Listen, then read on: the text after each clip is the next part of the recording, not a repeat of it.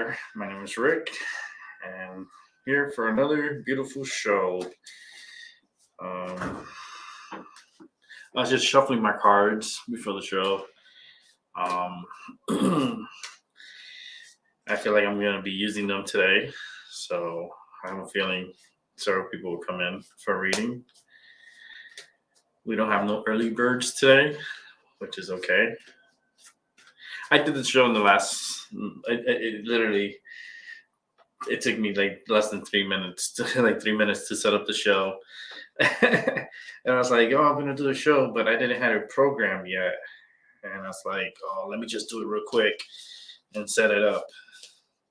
Can I do that a lot? I don't pre-planned, or it's like the spur of the moment. So it's like that's why probably I don't have an audience. Because I'm very spur of the moment. I just decide, all right, I want to do a show now. And I just do it. I love the train horn.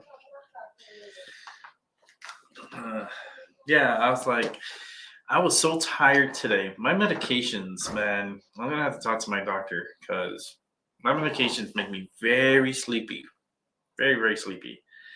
And it doesn't make me sleepy at night. It makes me sleepy during the day. At night, I'll be up to like 3 in the morning, 2, 3 in the morning, and I can't go to sleep. And I take my medication, my sleep medication, at around 8 p.m. So I'm up all these hours, and I'm like, man, this medication is not hitting me. It's not kicking in or anything. And then when it finally does kicks in, I tend to sleep all freaking morning until like the afternoon. I'm like, no, that's not gonna work. Because I cannot take my medicine like now. I can't take it like 4:30, 5 o'clock, and then hope that I'll be asleep by 11, 12 o'clock. It just doesn't work that way. I don't know. It's pretty weird. I gotta talk to my doctor about that because that's not working. It's not gonna work. It's not gonna work because like by the time I do fall asleep, and I fall a deep sleep, you know, sometimes I don't even know what I'm doing when I'm sleeping. Um, to the point that like, my partner, I tend to supposedly I beat him up in my sleep. Has already confessed it to me that I beat him up when I sleep, and I fall into this deep sleep. I don't know what I'm doing when I'm sleeping. So if I turn, or because I usually toss and turn when I sleep, and I take this medication to help me stop tossing and turning, but it doesn't really work because I do need a turn, because I can't stay in the same position all night. I have to move, but I flop like a fish sometimes. And yeah, I tend to beat up my partner. Like supposedly last night, I hit him in the face. I didn't punch him in the face. I hit him in the face. I didn't even know I did that. I fell asleep. I was knocked the fuck out. He knows I was out cold. Like he goes to work in the morning, leaves at about he wakes up like 5:40, 5:45. He told me I hit him like around 5 in the morning. I don't know what the hell I did. I didn't even know that I hit him. I didn't feel it. I didn't know. I just turned and I just sleeping. I was sleeping. I was knocked out. He could tell when he came back to the room, I was probably snoring. Like I was out cold. So, and probably when I did hit him, he probably tried to tell me something. I was still out cold. I didn't even hear him. He told me, he was like, yeah, you hit me last night. I was like, did I? It's like, yeah, you hit me. I was like, oh, sorry, I guess. I don't know. It says when I'm in that deep sleep and I turn and you're right next to me, you're gonna get hit. So you're gonna have to sleep a little bit away from me. Put yourself in a safety zone. I'm not gonna reach out and punch you. I guess when I turn, you have your arms. So I always sleep with my arm over, like under my head. So I always sleep like this with my hand my pillow here, my hand underneath the pillow, and I fall asleep like that. So when I turn, I guess I take my arm out and I swing it around and then put it underneath the pillow. And I guess when I did that, and he was probably in a position that he shouldn't have been, which is in the danger zone of my arm. I came across, I guess, to put my arm underneath the pillow or straight out like that. Um, Collateral damage to the face. I hit him. And it wasn't on purpose. I apologize. It's not on purpose. It's just when you're asleep, you don't know what you're doing. And then if you flop like a fish, there's a 99% chance you're going to get hit. And I'm pretty sure when other people come in, we could talk about it. Do you flop like a fish when you're sleeping? I'm sure many people do. I do. Tend to not toss and well, yeah, I do toss and turn, but it's like I cannot sleep on my right side. Like for some reason on my right side, I tend to like have this stomach issue, like kind of like acid reflux, but well, it is kind of acid reflux, but hold on, I'm writing something. Okay. I tend to do flop like a fish. Um, and flop like a fish, like flop like a fish. That's how I call it. Because you know how the fish come out of water and they flop like that and they go and they turn and they turn, jump and stuff like that. That has happened to me. Um, I can't sleep on my right side the whole night. It's impossible because of my stomach and the amount of surgeries that I've had, and it's hard to sleep that way. And it's easier for me to sleep on my left side, but the problem with me sleeping on my left side is that my shoulder and my neck starts hurting a lot. So it's a double-edged sword. You're not gonna it's no relief. It's like there's times that I actually get up from bed, and it's not like sleepwalking or anything like that, but I sometimes I choke while I'm sleeping, and I have to get up, and there's sometimes I have a seizure when I'm sleeping, and I get up in fear and try to catch my composure and catch myself. There's many times that I've waken up like feeling like I'm dying. um, and it's just the weirdest feeling. It hasn't happened to me in a while, but my partner just see it happen, so it is scary when it does happen. And there's nothing I can do about it. It's like I can't breathe, and like I'm gasping for air, and then I have to like relax, concentrate, focus on my breathing, and then once I focus on my breathing and it slows down, then I start feeling better. And it's something that I've learned to do, but it's not easy. Um, and it's something that I struggled with for especially the past. Well, it happened just by accident, so that has been happening to me. Um, I take medications to help prevent that from happening, and I've gone through a good stretch that hasn't happened. So I'm happy. Knock on wood. This wood is a very good wood. This wood is from Mexico. And it's my most beautiful desk. I love my desk. I do.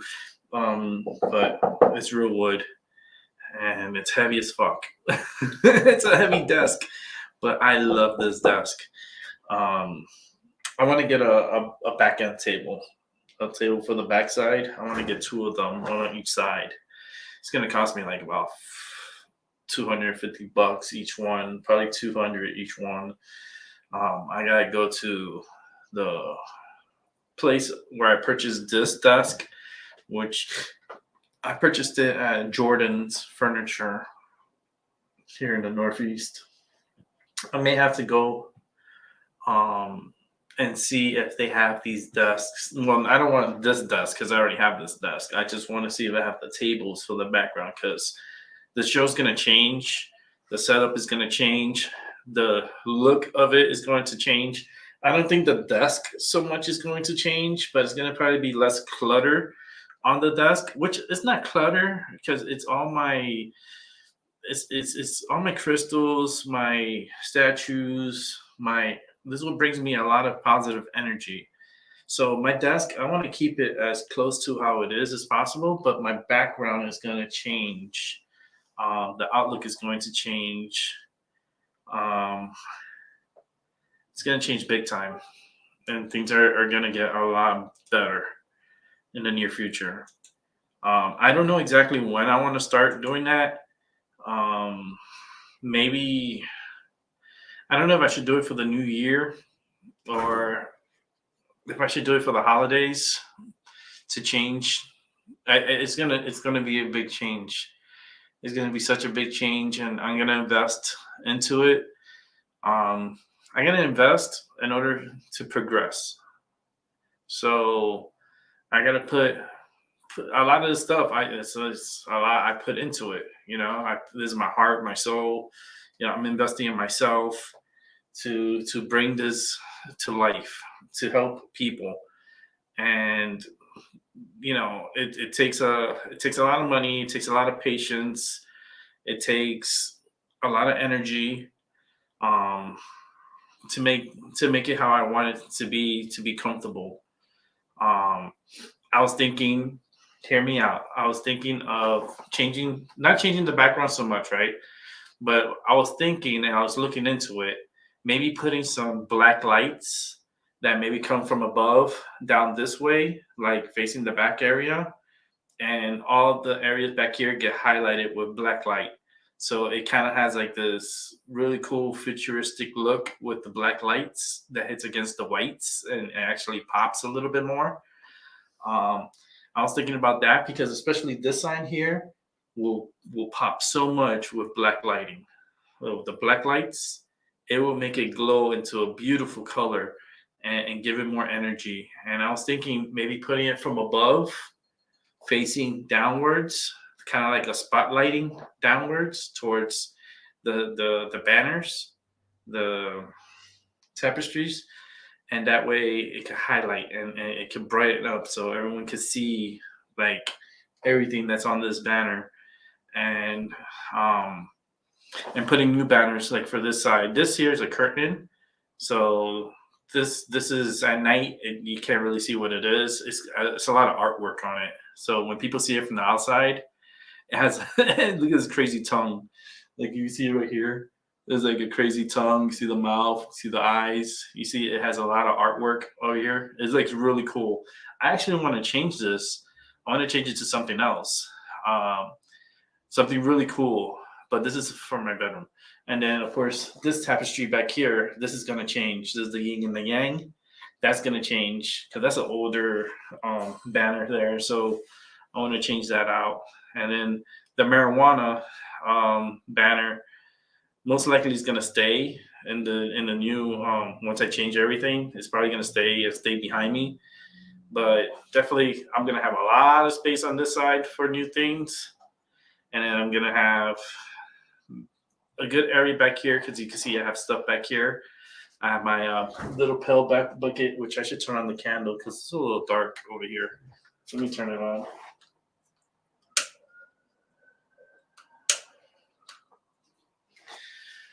There you go. That's my witch bucket from McDonald's. I like it. It's so cool. But I want to change this here, this area here.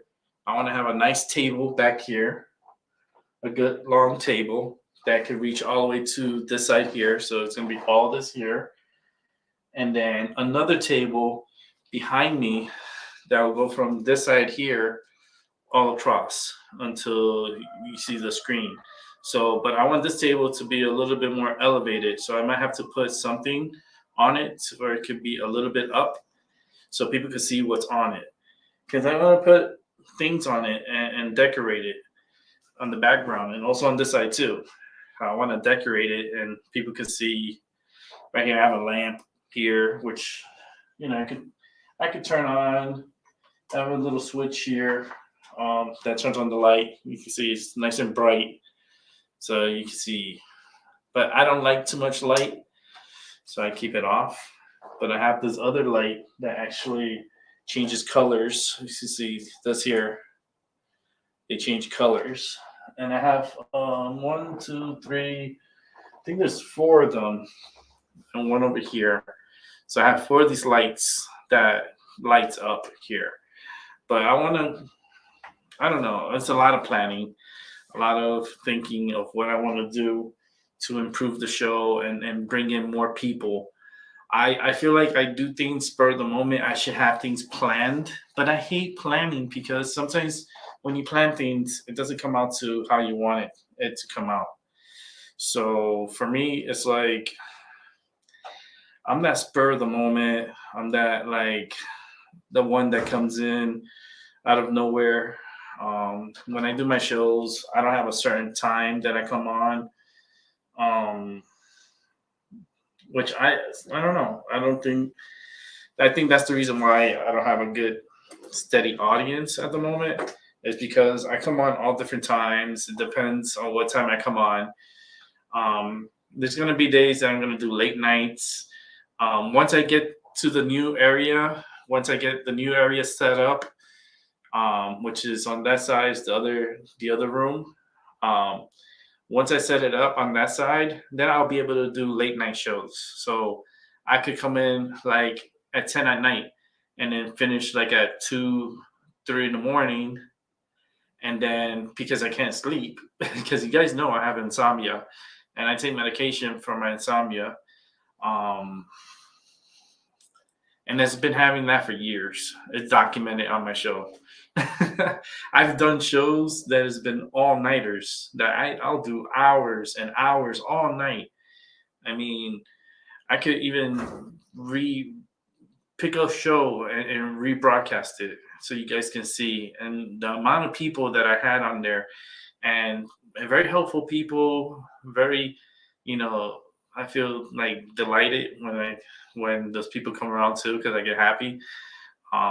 But we did a lot of good stuff and helped a lot of good people. And I started in a little area. You see, I started in a little area with a TV behind me, and I was in this little desk. Not even a desk. It was my table. It was like a dining table, but it was a little table. It wasn't a big table. It was a real. Let me take off my glasses because this light's bothering the hell out of me. It was a little table where I had my laptop. I had my camera, my microphone. I was so strong. My energy was so strong that I would mess up my equipment. That's how crazy it was, and it's documented on my show. Like I would mess up the equipment just by my energy. Like my laptop would go crazy, my microphone would go crazy, my camera would go crazy. It was so strong the energy, and I taken my microphone and thank God and thank the higher power that my microphone, this one, has lasted a good amount of time. I thank you so much. I appreciate it. But I went through a lot of microphones and computers and laptops that my laptop would go crazy. It would just start doing some crazy, and I have it recorded. Like I recorded it from my phone. So you could see my laptop go crazy. And I'm like, it's just the energy. It gets too much. It was doing that at one point this year that my laptop was just going nuts. Like it was just every time I come on, it was just start doing this weird things. And I'm like, what the hell's going on? Every time I come on, it was like I could even see the screen because it will go crazy. And I'm like, okay, maybe it's the energy is too strong. So how can I settle it down and protect myself from these energies? And I got all of these beautiful statues and crystals and things that I felt like it's gonna protect me from the energy. I even have a meteorite here that is very strong with energy. I got my another crystal ball here, which I call Pluto. My crystal ball, which I need to turn on, which I'll do that right now. Give me 1 second. Let me turn it on. There you go. This is Pluto. No, the Pluto's over here. This is my crystal ball. It doesn't have a name. It's just my crystal ball. And I have Ganesh here. I have Shiva over here. A lot of trinkets and stones and crystals throughout my desk. I have crystal eggs up in the front. You can see there's 3 of them in the front. I have a whole bunch of them over here, crystal eggs. I have a lot of things here that brings positive energy to me. My amethyst is over here. Got this pyramid, which belongs to my partner. It's a beautiful little pyramid that actually helps. It helps protect from negative energy. It has a coil inside of it. It's a special pyramid here. I have an obelisk that's right here. It's nice. This one, my partner purchased it for me. It was nice. I bought him this one. Because it's good to buy it and give it to the person instead of you purchasing it for yourself. It's good that you get these positive energy from individuals that you care and love. And then I have my pyramid here. My pyramid, I've had it for such a long time, and I have a feather on it. And a protection bracelet. There's a protection bracelet with a all-seeing eye on the top. So that's why I have the eye of the protection bracelet on top of the pyramid. But I can't wait until I change the room and change the atmosphere. I think it's going to bring me a lot more attention too, because it's going to be so beautiful that it's going to attract people. And I can help people along the way too. So it's going to be a big upgrade in the future. I'm surprised no one has come through. I'm very surprised. I think people are having dinner and people are work, and I understand. That's why I try to figure out a good time to come on. Usually when I come on this time, I don't get that much attention. So I'm trying to figure out a time that it's reasonable. The mornings are not really good for me because I tend to be sleepy in the mornings. It's just because of my medication. That's why. Because I tend to fall asleep late, and then by the time I wake up, it's already afternoon. Because I don't sleep too good at night. For some reason, I don't sleep good at night, and then I beat up my partner while I'm sleeping. So that's not fun for him. So it's I beat him up, and it's not on purpose. It's just it happens.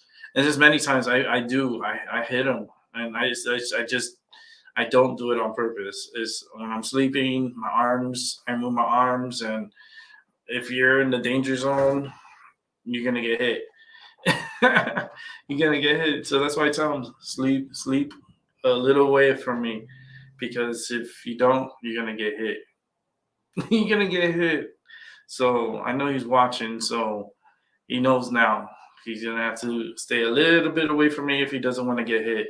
I know he wants to be close to me and snuggle up to me, but it's just you're in the danger zone. And if I turn, because I sleep in my bed, I have a posturepedic bed that also has a massage base, which means that when I could turn on my bed could go up, down, the feet goes up, the head could go up. I lay it flat, and then I have a feature, which is a massage feature, which the bed vibrates, and you could control the vibration of the bed. So I sleep with that control, basically holding that control at night or putting it next to me at night. So when I tend to want to toss and turn, I turn on the bed.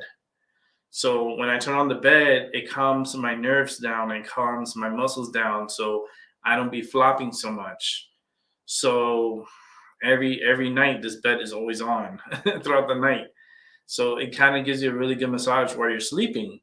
So I know my partner really benefits from that. This bed is a very expensive bed, and it really does help with my needs at night, especially the vibration from the massage. It really calms me down, but and it keeps me in a good sleep. My issue is that I flop like a fish, and if you're near me, you're gonna get hit. Um, that sucks, and I apologize for that. Um, I do, I really do. I don't do it on purpose. It just happens. Um, but I'm thinking of ways to improve the show, the ways to get more people to tune in. Any opinion from anyone is greatly appreciated. If you have an opinion of what I should do, or what improvements I should do, or a time frame where I should come on, I feel like I get more people late night than I do during the afternoon or even morning. The morning time, I get people. I get people to come through and stuff, especially like I get a lot in the morning from like I want to say like UK. I get a lot of people in the morning, so that's the only reason sometimes in the morning that I'll do a morning show is like my UK fans and UK people tend to come through a lot more in the morning. The evening shows, when I do like the evening shows, I tend to get people from Australia. I get people from all different places around the world. I gotten people from Germany. When I've done early shows, I get people from Germany and from all different Saudi Arabia. I had many people from the Middle East come through. So I'm just trying to figure out a good time to start. I've been on 30 minutes and still haven't yet have any comments or anything. So it's like I now know that this is not a good time to start my show.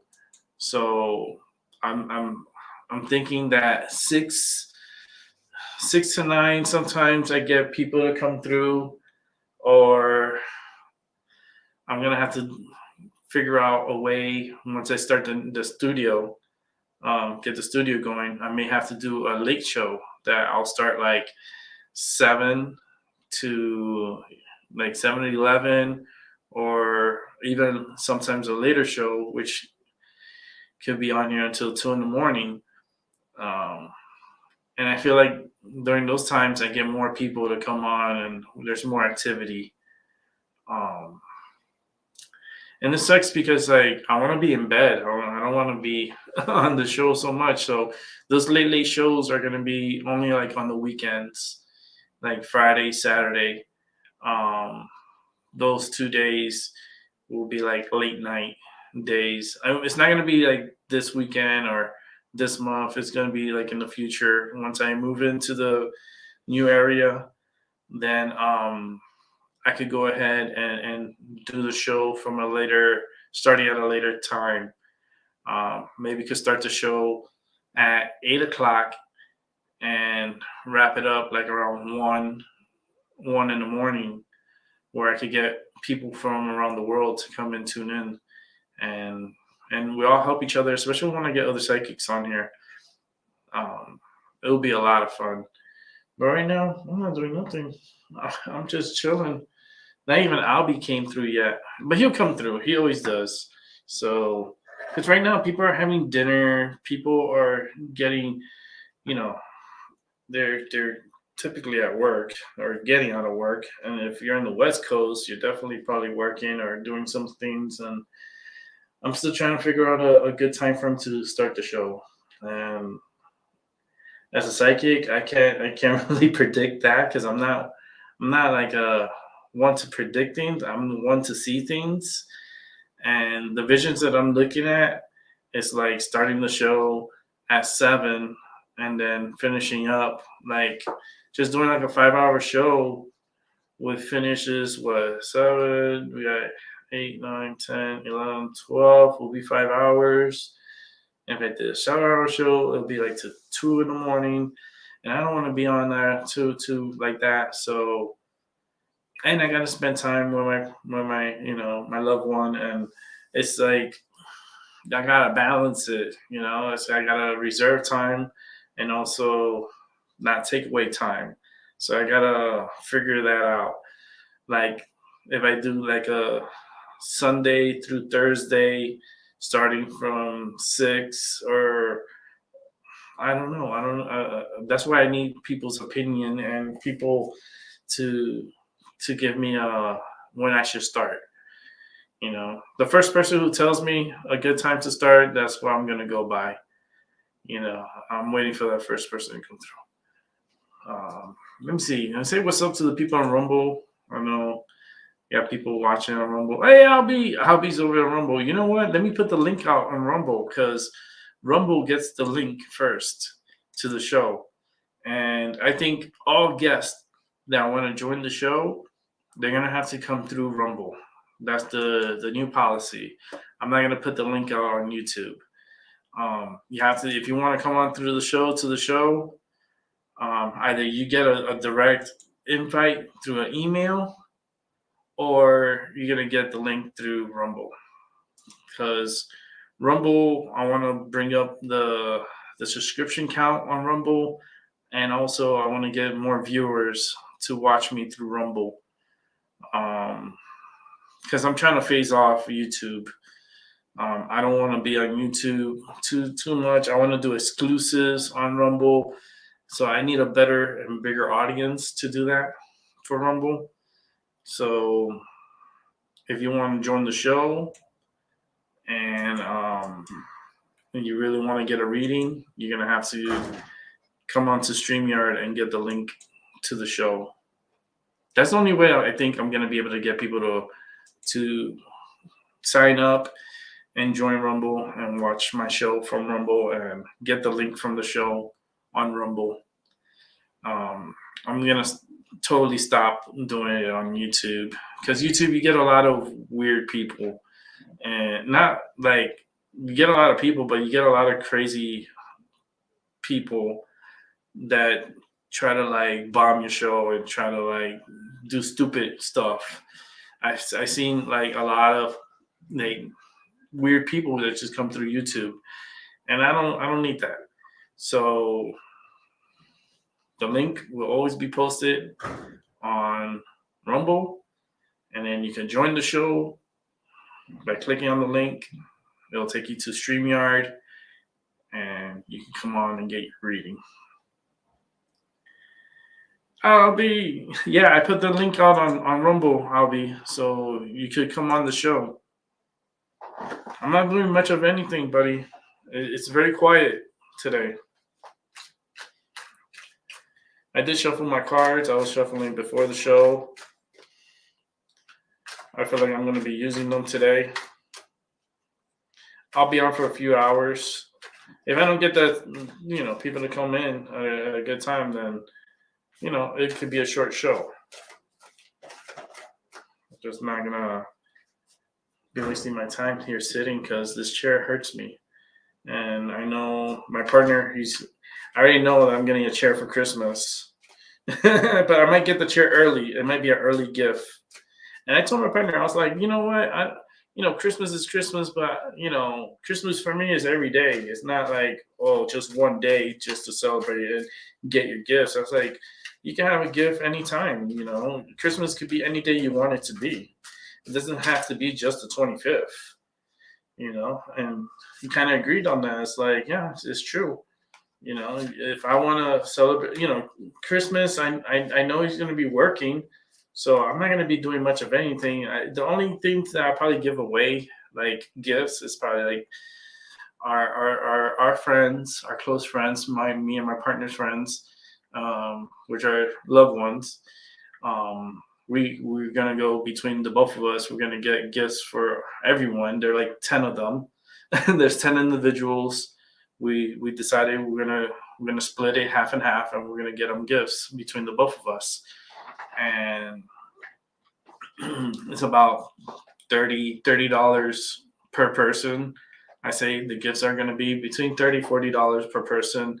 So the bill will come out to about $300 to $400 for this year. And we're going to get everyone a gift.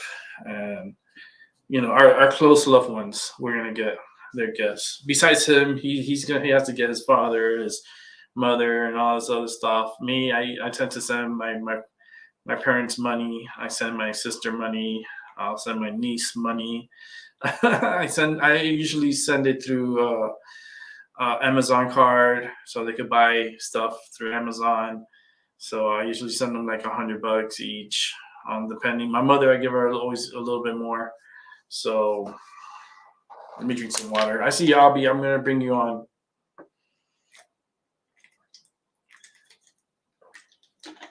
But this holiday season, I'm not looking to spend so much. I want to invest on my show this holiday season. The only most expensive gift that I'm gonna get is for my partner, and he doesn't know exactly what I'm gonna get him, but it's expensive.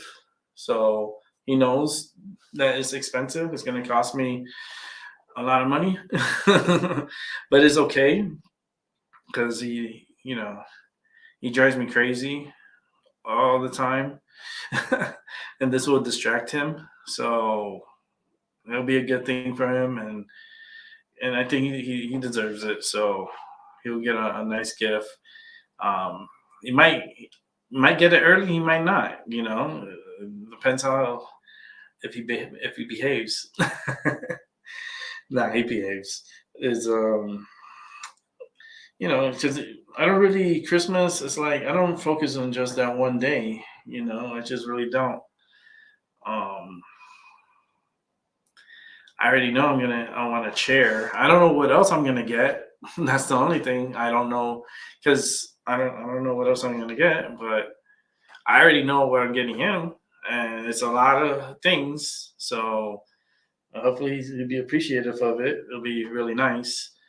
Um, but then also I have my birthday in January. So whatever I don't get on Christmas or the month of December, I'll get it in January for my birthday. I don't know what I'm gonna do for my birthday. I know what I did for my partner for his birthday. I took him on a vacation. I took him to Tennessee. I took him to. It was a whole vacation I planned out for us for his birthday, and we went to Atlanta, Georgia. We went to the aquarium for his birthday. We went to the Coca-Cola factory. We went back to Tennessee, and we went to Gatlinburg. We stayed in Pigeon Forge. We went to Dollywood for his birthday. On his birthday, we went to Dollywood, and I bought the whole thing. I paid for everything: the hotel, the car. I put in a lot of money for that vacation, and we stayed and we had a great time. Oh, we had a great time. We went to a lot of restaurants. We did a lot of fun things in Gatlinburg. Gatlinburg was really cool. It was fun. I had a great time, such a great time, and I did it for his birthday. I just planned out a whole vacation that cost me thousands of dollars, easily close to like it cost me.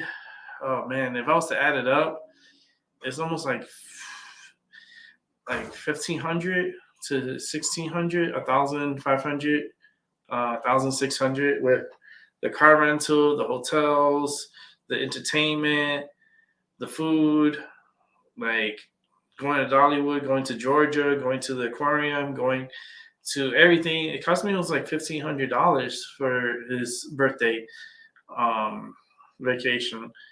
And I thought it was pretty good. It was good. We both had a great time. So it was like good company, good fun times. Like I didn't mind spending the money because he was worth it, and we had a really, really, really, really, really, really good time. Dollywood was awesome. It rained all when we were there, but it was good because we were having fun and we got wet. We rode the rides. I didn't ride rides, but it's like I rode some of the rides. because I can't ride certain rides because of my neck.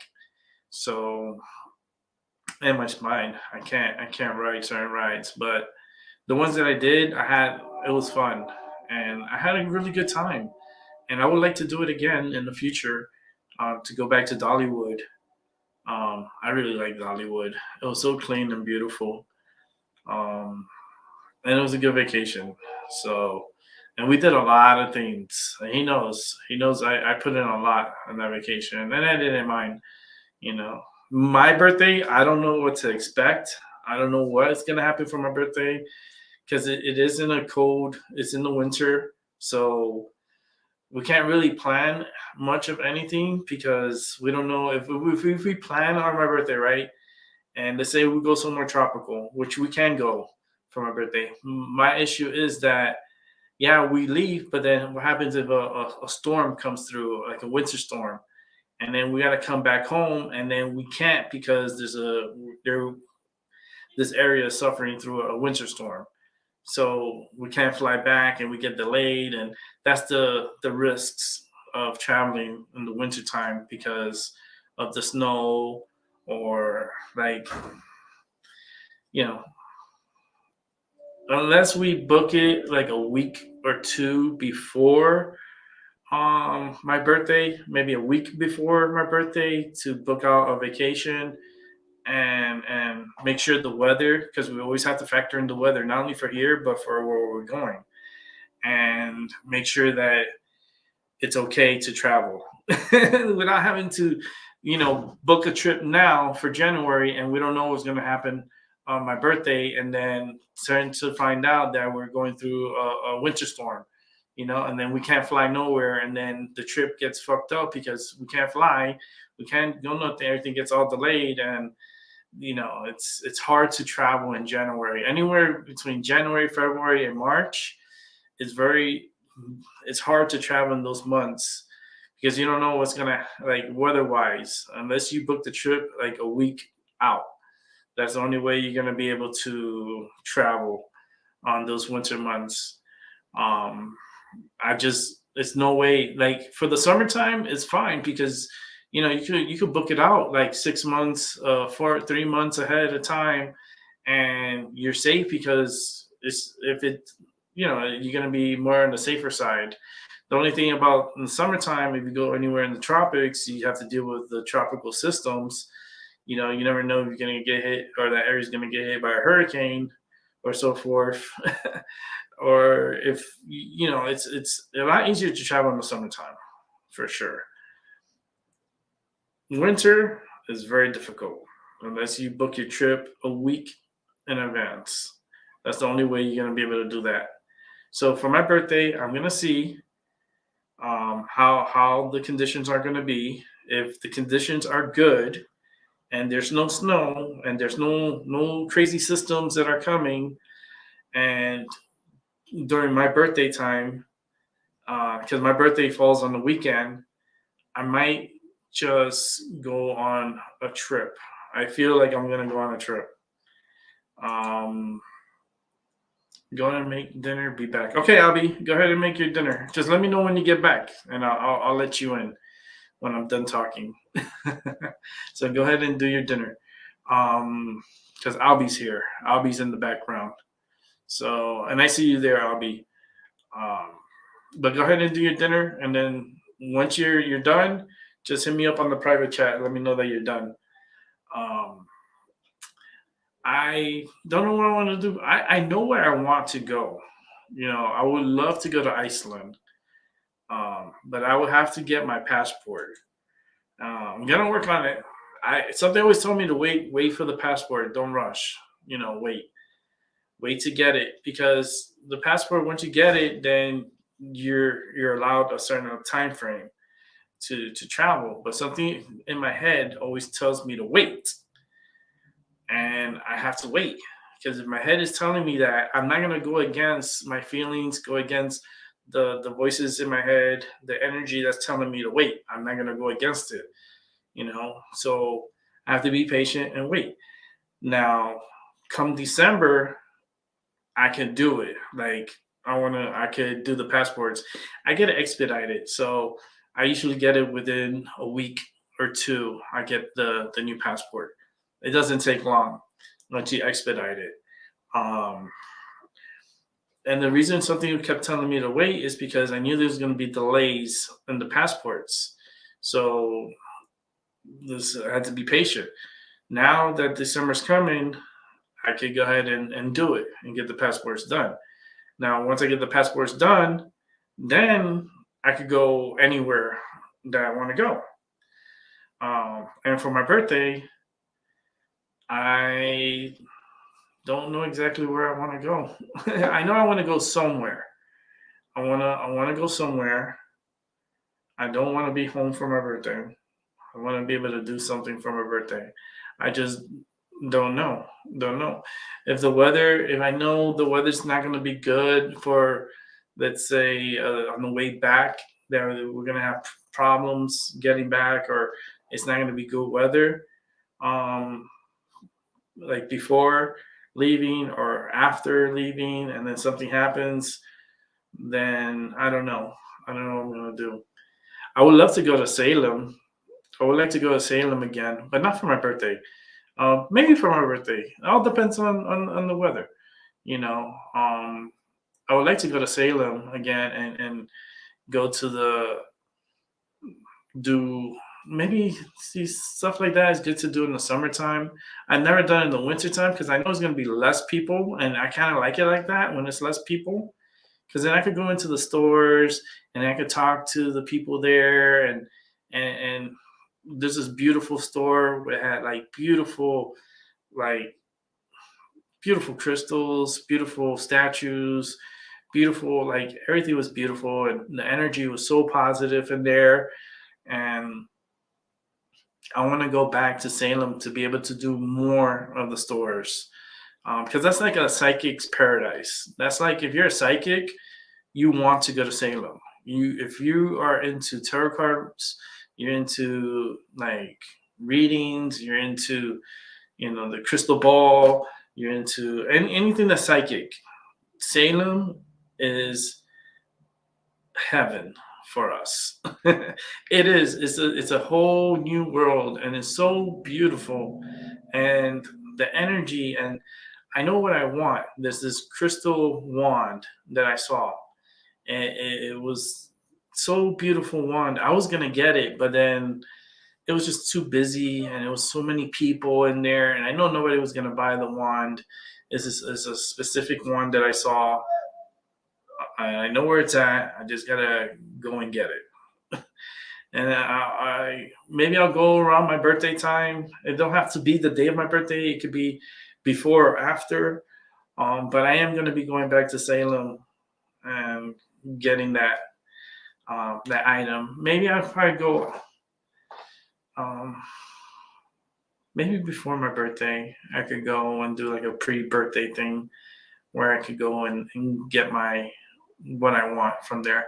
I also want to get a deck of tarot cards, and maybe I'll buy another deck to give away for people on my channel.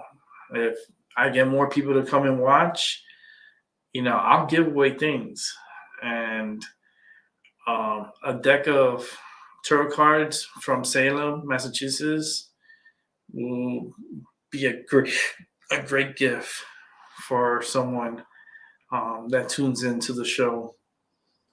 Uh, it has to be someone that's really into tarot cards and that will appreciate these cards, because they're gonna come with a lot of positive energy. Actually, you know what? I'm gonna smoke my joint. I'm gonna smoke. That smells so good. We're gonna start smoking. I rolled up 2 joints. So I rolled up a really fat one. This is a fat joint right here. This one right here is a big joint compared to this little one that I did. I think I'll smoke the little one. The big one, I think I'm gonna save it. Um, I'll save it because this is big. So I'll smoke the smaller one. We'll start smoking it. Let's go light it up.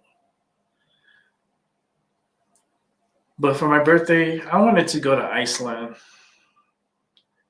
I wanted to go to Iceland because I wanted to go to the Blue Lagoon, but it's gonna be really cold. That's the problem. And I know my partner really hates the cold weather.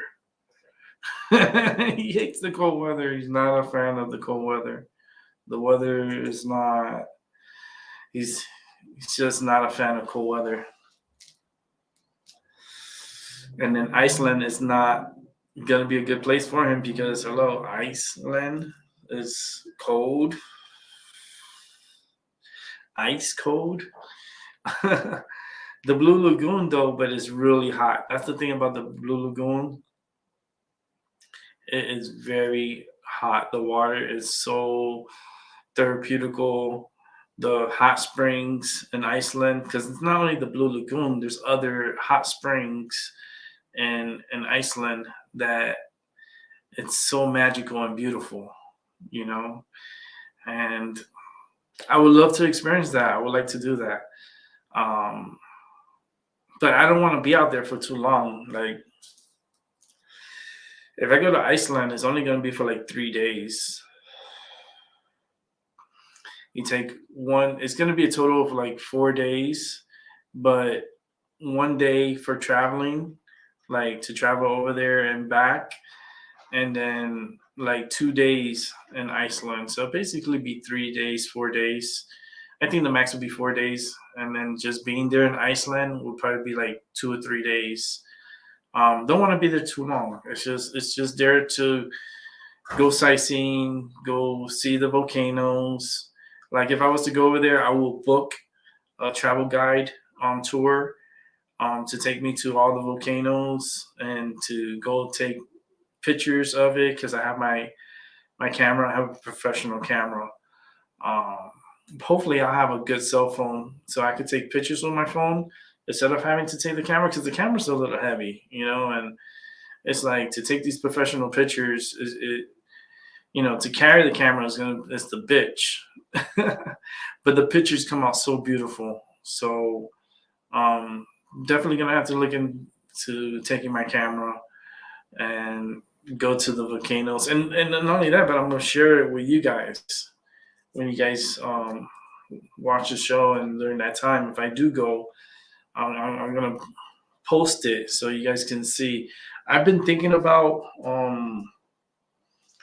that trip, but then I've been thinking about also, and I'll come back to the Iceland again. But I'm thinking about joining Twitter. I don't know anything of Twitter. I don't know nothing about Twitter. I don't know how that works. I just know that it's going to be a better platform now that Elon owns it. Just because like I could communicate with people through Twitter, like my fans and stuff. Since we need to find a way to communicate. I feel like if I join Twitter, you guys can communicate with me, and if someone needs a reading and stuff like that, I could be easily communicated through Twitter, and then I could do a show and then have that individual come on to the show, from Twitter, and then I could post the link to the show on Twitter so people could come on to the show. Because I'm not gonna post the show link on YouTube anymore. You're either gonna get the link from Rumble, or once I join Twitter, because I've never joined Twitter because it was too far left, and the way the people that were running it before, I never trusted Twitter at that time. It was too much censorship. It was too, you couldn't like really express your thoughts on there.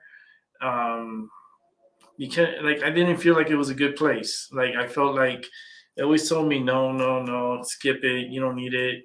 Like in my mind, that's what I would hear. But now that Elon owns it and it's changing, and it's going to be a better place to be, maybe I'm going to go ahead and subscribe and get an account with Twitter. And that way I could post, pictures or short videos of things that I'm doing, especially when I go on these trips. I would like for you guys to see, the volcanoes and see me experience these really cool things. Maybe I could even do a live show from Iceland, and have you guys a part of it. I don't know how good the signal would be. I don't know how good the show would be, but I could definitely do not really do a show, but basically, yeah, do a show, but just for you guys to see what I'm experiencing, and not really doing a psychic reading. That I could do a psychic reading because I'll have my tarot cards with me, so I could do a reading right there, right next to the volcano. That would be so cool, right? To do a reading next to the volcano and have help people that way, because that's going to be a lot of energy there. That's for sure. Hi, CJ. How you doing? But I think definitely gonna get into the Twitter, so that way people could come on and on Twitter, and they could we could communicate through there. So that'll be a form of communication, and Rumble. We want to join the show, come through Rumble, search for my show, My Mind Over Your Matter, and you can see the show live from there. And I will post the link to the show from there, and you could join the show. Which I want people to do, because I want more people to come onto Rumble. So Iceland is definitely a place I would love to go. Not only for the volcanoes, because I know the volcanoes would be beautiful, but also for the Northern Lights, because I've never really seen the Northern Lights, and I would love to see it like while I'm there. That would be so magical, because they do have tours where they take you and you can see like the Northern Lights, and it's very beautiful. Also, I want to and that's why I want to go for 3 days, because in those 3 days I would like to do at least 2 tours. I would like to do the volcano tour and stuff, but I also would like a tour where they take you to the coastal area and they take you to different places around Iceland, and you get to see the Northern Lights at night. That's what I would like to do. Hopefully the weather will be good. That's why you have to make sure like the weather's good enough for you to like for me to be able to do that. And then one day I want to take just one day, maybe in the middle of the 3 days. I would like to go to the zoo out there. I would like to go to the zoo, and I would like to do something that's local of Iceland. I think that was so cool, but I really want to go to the zoo. Like if I could spend a day in an Iceland zoo, that would be awesome. That'd be so super cool. But I don't want to be there for too long. 3 days is good enough. 3 days, 3 days, 4 nights, right? I guess that's how it is. And one of the days is of the 4 days will be traveling. So I don't count the fourth day, because that's basically a traveling day. So 12 hours, and 12 hours will be basically traveling, like by plane, of course. So I don't count 4 days. It's like 3 days I'll be in Iceland, and I could do a show. I'll definitely do a show from the hotel, from the room. I'll definitely do a show, so we can all talk and stuff. But another place I want to go, I think my partner would like this. It's London. Go to UK. I would like to go to London. I would like to see Big Ben. I want to go on the Eye to that big Ferris wheel where you can ride and take a lot of pictures while I'm there. I think it'll be my computer. I think it'll be fun to go to London. And if I go to London, if I'm in that area in Europe, you bet your ass I'm going to Amsterdam. I want to go to Amsterdam. I want to go to a 420 cafe, and where my partner could have his coffee and I could be smoking my joint. and maybe having some tea and a joint. Oh man, I don't know how UK is faring with the marijuana over there. I don't know if it's legal or not. I haven't really followed up any of the rules in London when it comes to marijuana. I know Amsterdam you can, and you can smoke like in the cafes and stuff. So that's something that I would love to do, and go to like the red light district.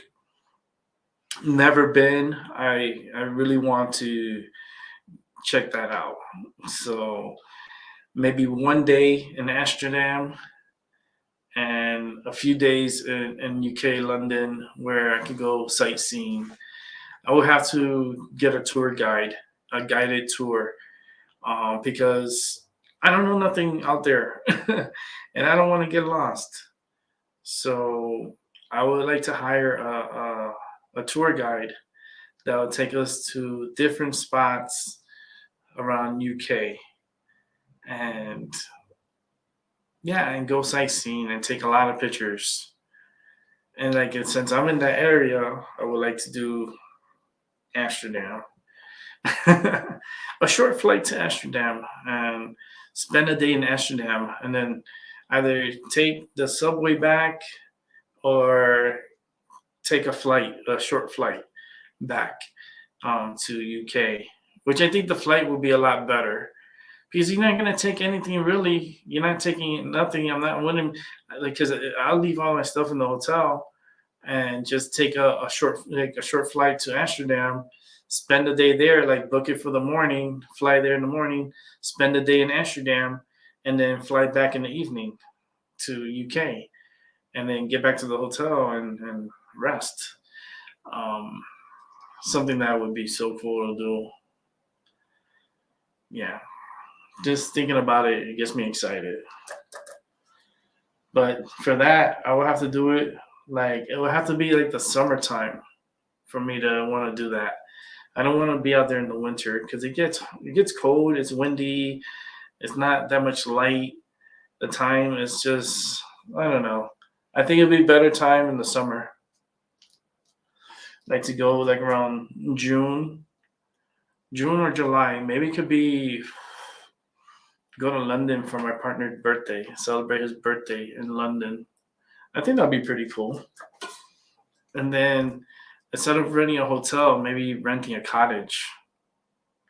Like a small house, maybe through like Airbnb or something.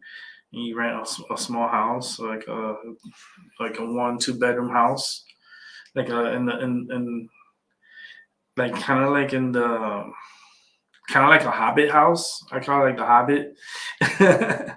That's like it's away from the city. It's in the countryside, and don't want to do in the winter. I don't because I don't want to be snowed in or the weather could be too cold, and I want to enjoy it. I want it to be warm and enjoyable. So I think if I do go, it would have to be in the summer. Like if I was gonna go somewhere in the winter time, I would go somewhere tropical. I wouldn't want to go like except for Iceland because I wouldn't mind going in the winter time to Iceland. But other than that, um, I would like to go somewhere tropical for the winter, at least for to get away of the cold weather because it does get cold here in Connecticut. It's cold here tonight. I mean, it was a cool day today. It was in the 40s. Let me see. I'll tell you right now. The temperature outside it was 40s. It was in the 40s. It's 37 right now Fahrenheit. Um, I think the highs today was like 40. It was in the 40s, so it's 44 was the high today. The low temperature for tonight is going to be 25. Actually, no, 24. 24 Fahrenheit. Um, that's cold. It's 37 right now. Um, I don't know if we're gonna get snow this week. Um, we might get snow because if it's gonna snow, it'll be overnight. Because it's showing rain, but it could be a mixture of rain and snow because it's gonna be cold enough for it to snow overnight. So we might get snow here. I mean, it could get cold enough that it drops the temperature cooler than 32, and we end up getting snow. It'll be the first snowfall of the 22-23 season, which will be okay with me. I love snow. So, and this is going to be happening on Tuesday night, going into Wednesday morning. So that's the 15 and 16. Yeah, I think that'll be it's gonna be a little crazy. All right, Abby, give me a moment. I'll get you in. Um, yeah, I think we might get snow. We might get snow. It's just the temperatures to like it's gonna be cold. So like the temperature tonight is gonna be 24. And that's gonna really cool down the ground. Like the ground is gonna be cold. So if the ground is cold, it could hold the snow, so it could stick. So that means we could get an accumulation, but the ground has to be cold. And since it's going to be cold tonight, 24 is really cold. And then tomorrow night is supposed to be 32. For us to get snow, the temperature has to be 32. Between 32 34, we get snowfall. Um,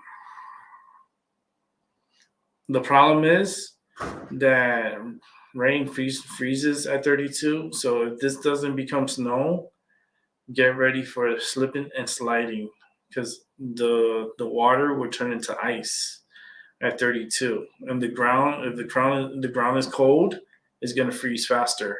So if it doesn't snow, we're definitely gonna have black ice on Tuesday night going to Wednesday morning. So anyone working early morning, like my partner does, Wednesday morning, he's gonna have to leave early because there's gonna be black ice. And trust me, you do not want to drive in black ice.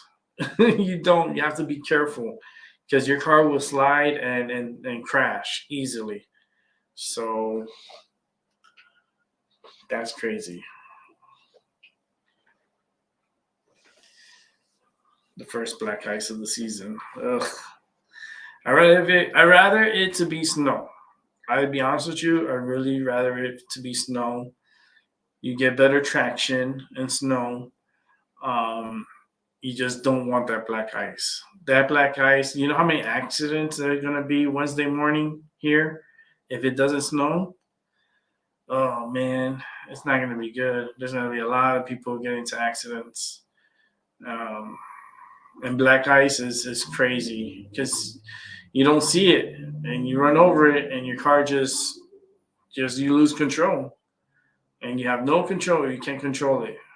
And a lot of people end up crashing. So let's go ahead and bring in Albie. Yo, Albie. Let me Hey, what's up? work on your mic real quick before you start. Well, how's your day been, man? How you doing? It's all good. It's been good, Rick. Okay, that's good. Yeah, man. So you're supposed to get the snow on Tuesday? Yeah. Did they say how Well, just much snow know, you guys are gonna? I heard what you said about that black ice shit. Man, that black ice, man, it's horrible because you can't see it really. You think it's water, but it's not, and it, Well, it's it's I remember back in the days when we kind of had it like this when I was growing up as a child. I remember my mom driving a station wagon, hmm and somehow, out of the blue, she wiped out mm, and crashed into somebody in front of her. But when I look in the back mirror to see who probably might have caused the accident, like hitting us, rear-ending us. There was nobody behind us. And But you we were in the were car. okay. You were in the car when it happened. Yeah, we were okay. But I can remember hitting the dashboard, but we were okay in the car. It was just probably me and her. I remember somebody else was riding in the back, but I don't know who the hell she was. Probably my sister or something. But I remember, getting in a bad accident. Then when I was coming home from my grandma and grandpa's place that lived in Coldwater, Michigan, I remember my dad having a bad stop. I went flying from the back of the van, hitting his chair and knocking his window and shit. And I ran over a couple. This place where you lock down your chairs so you can unlock your chairs and move them out the van? I remember my head hitting one of them at a fast rate. Because it got a crack in the back of my skull. That's how I know. Damn.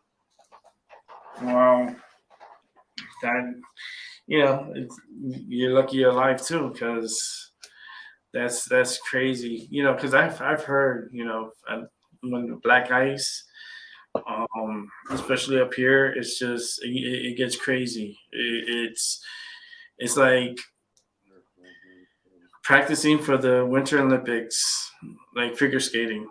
That's how crazy it would get, and how much ice will be on the roads.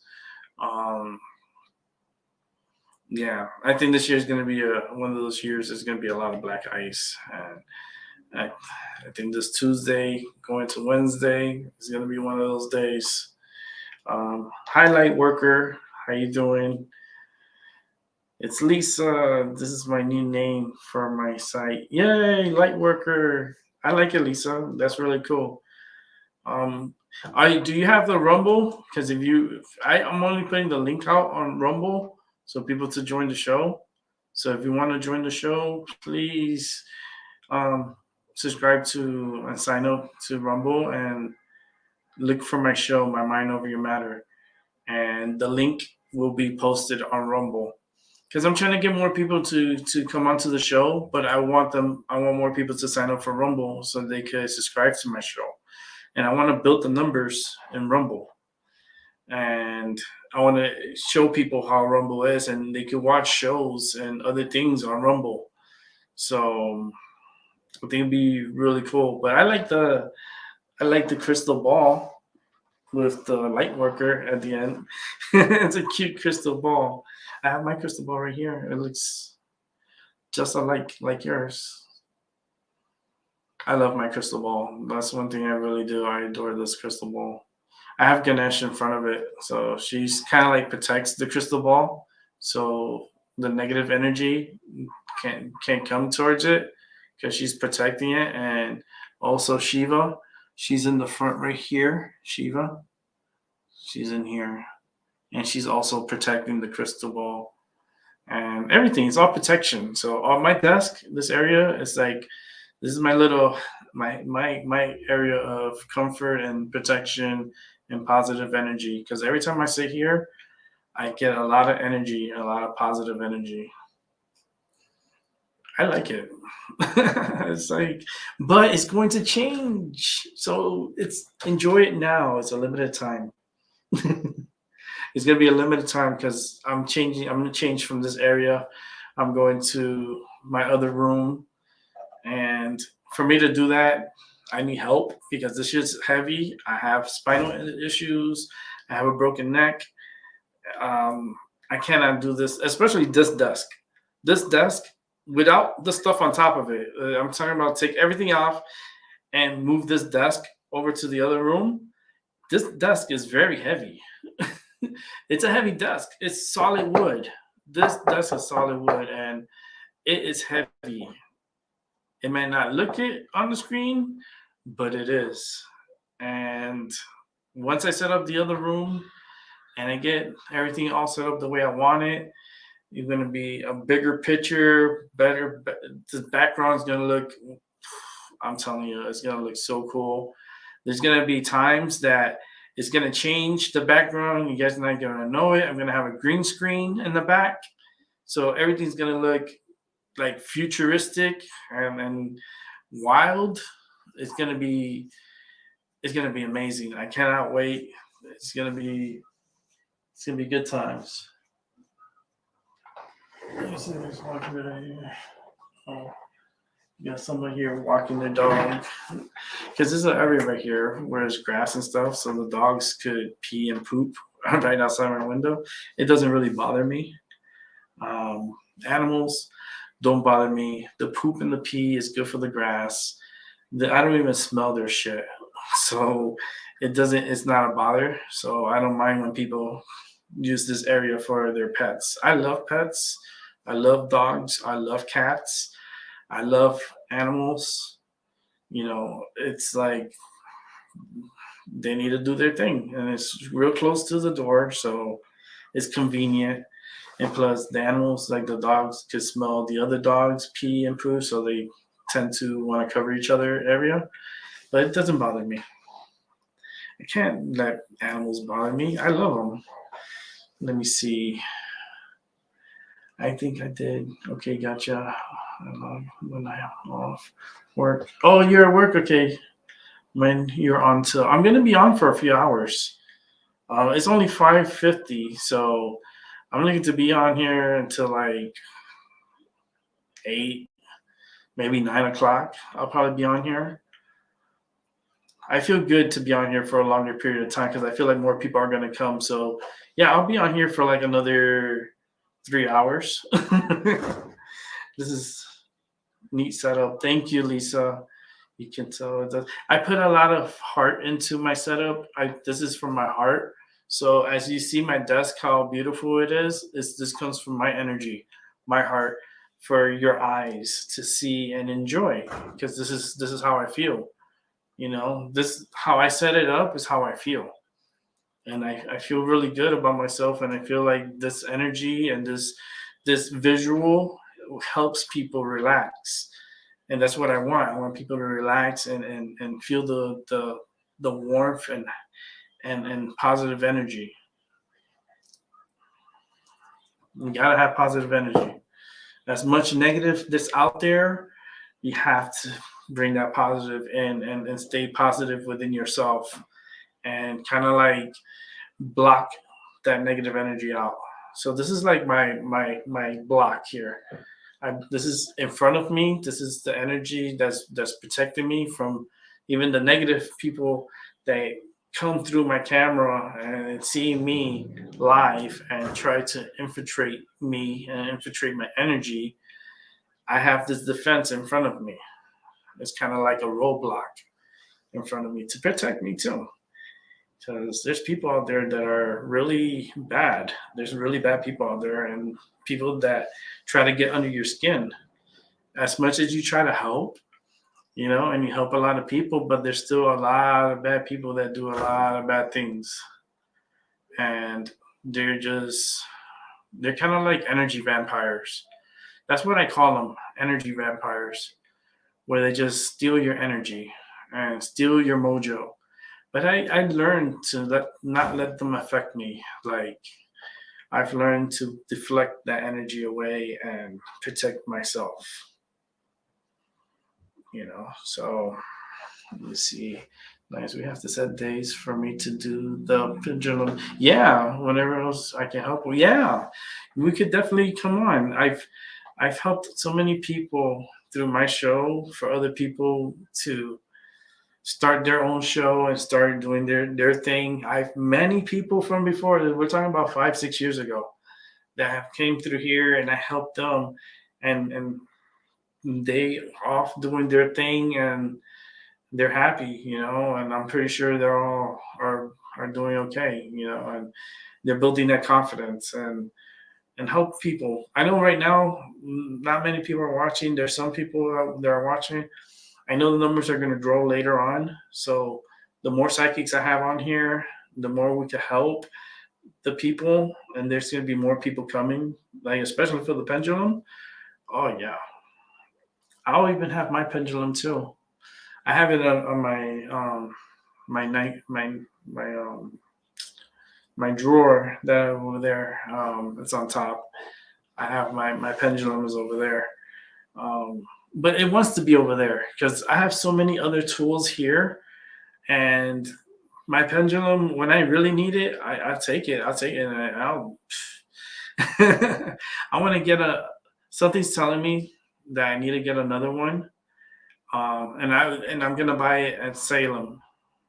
Like something's telling me, I'm gonna get another pendulum, and it's gonna be from Salem, Massachusetts. Now, if anybody, you know, wants to get something from Salem during my visit, just let me know in advance, and possibly I could get it for because they have a lot of pendulums there. They have a lot of tools for our trait, a lot of tarot decks, a lot of books on tarot and witchcraft and stuff like that. Um, there are so many stores for that there, and I love it. And I love every single store. I want to go. I want to go again. I didn't get to go when I was in Halloween. When I went, and there wasn't like there was so many people that I wasn't really able to go into all the stores. I maybe went into a quarter of stores. Like I went into like maybe like 5 or 6 stores. I went in out of maybe 25 stores or 20 stores. So I didn't get to do all the stores, and there's a lot of other ones that are really good too that I need to get to do because the lines were too big. I didn't want to wait. I wanted to really enjoy the atmosphere and stuff. But the shorter lines for the other stores, I did get in, and then I went in. It was really cool. Um, they call it psychic chi, aka positive energy. Yeah. I wear a medallion, Archangel Michael, and carry a token of my guardian angel Raphael and the cross of Jesus. Yeah, I mean that's cool. I used to wear these special bracelets. I don't wear them anymore because they're already charged up, and I have the energy, from the bracelets. I have them saved. Um, I've had like special Virgin Mary gold um, neck. It's the necklace, and it's the Virgin Mary. I've had it since I was a baby. I've had that chain since I was a baby. It was given to me as a baby, and I actually used that chain as my pendulum. The Virgin Mary, I use her as my pendulum. And let me tell you, she answers very strongly. Very strongly. She's very good. I have her on the top of my bureau.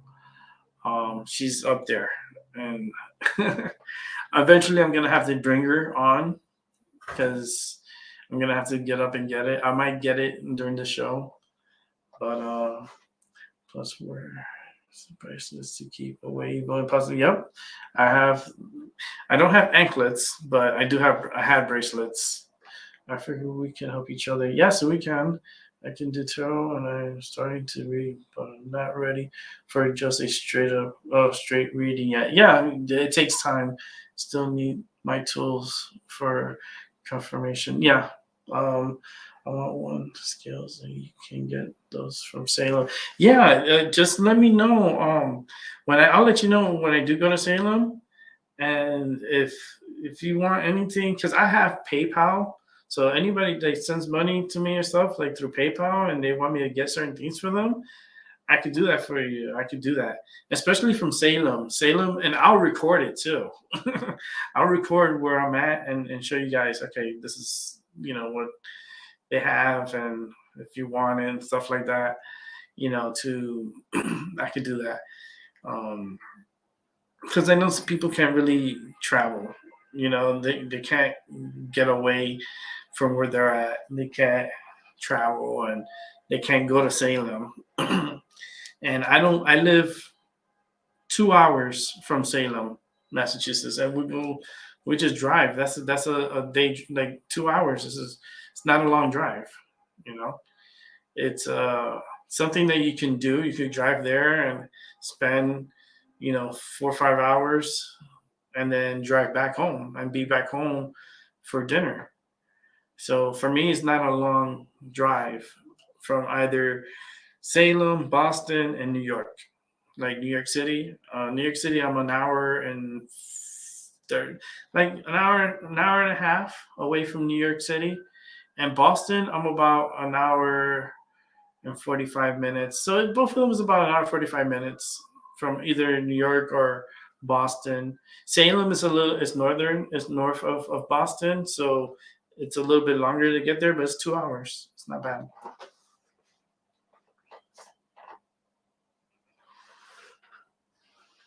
Okay, I could give you my email, and then you could just and then I could get your number from there. Yeah, it's hard to travel with a toddler. It is like 16 for me. you know, it's hard to travel. It's just you can't go anywhere, but then you want things, and and I could get them from Salem. Like if anything, like tarot cards, or if I feel like something that's like calls to me for you, and it's there's different crystals, a lot of crystals, a lot of statues, a lot of positive energy. Like Salem is so magical. Like when I was there, there's this wand. It's a wand. It's a crystal in the top of it, and it's kind of silver, like metal.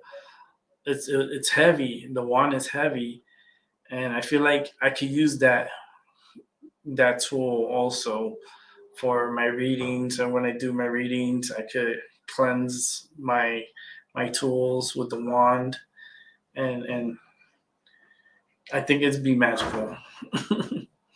It's not like it's like a Harry Potter wand. Yeah, because they have the Harry Potter wands and stuff like that, like kind of like Harry Potter, but they're not Harry Potter, because the movie says one thing, but these wands are something else, and there's a lot of wands. I went to this one store, they had a lot of different wands, but they weren't calling me, so that's why I didn't buy it. Like it has to call to me, and there's this one that's calling me.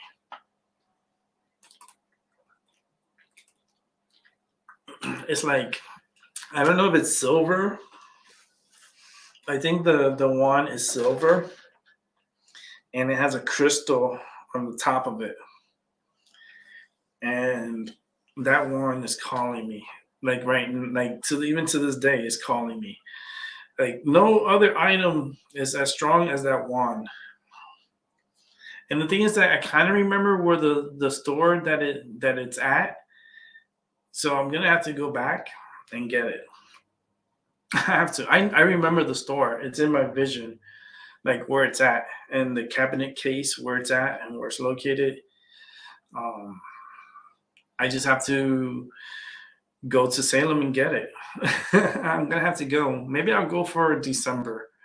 If it's not too cold, well, it's gonna be cold anyways. But we got real good jackets, so me and my partner, so we could definitely go for the winter time and get. I want to get some items. I want to get a tarot deck for me, and maybe a tarot deck for someone that comes onto the show.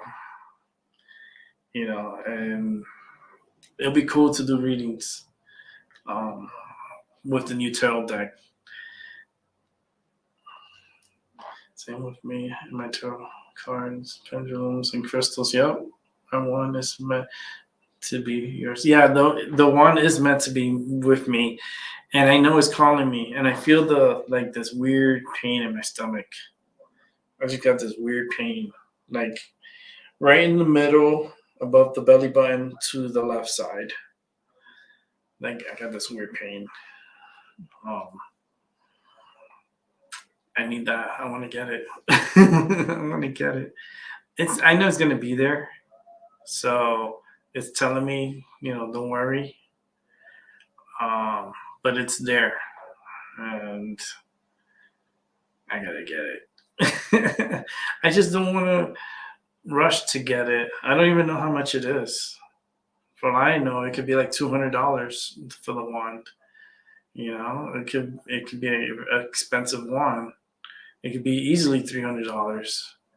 So it's now if it's like 150, I'll be like sold.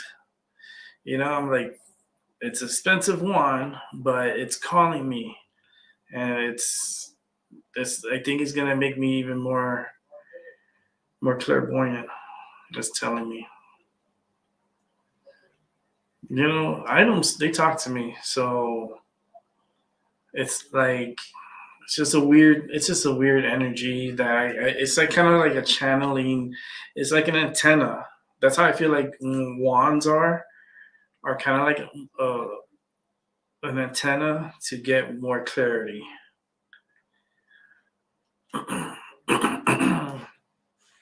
And I could be holding it and while I'm doing the readings and stuff, and getting the energy, because like I said, it's like an antenna, so I could get more, you know, off of it.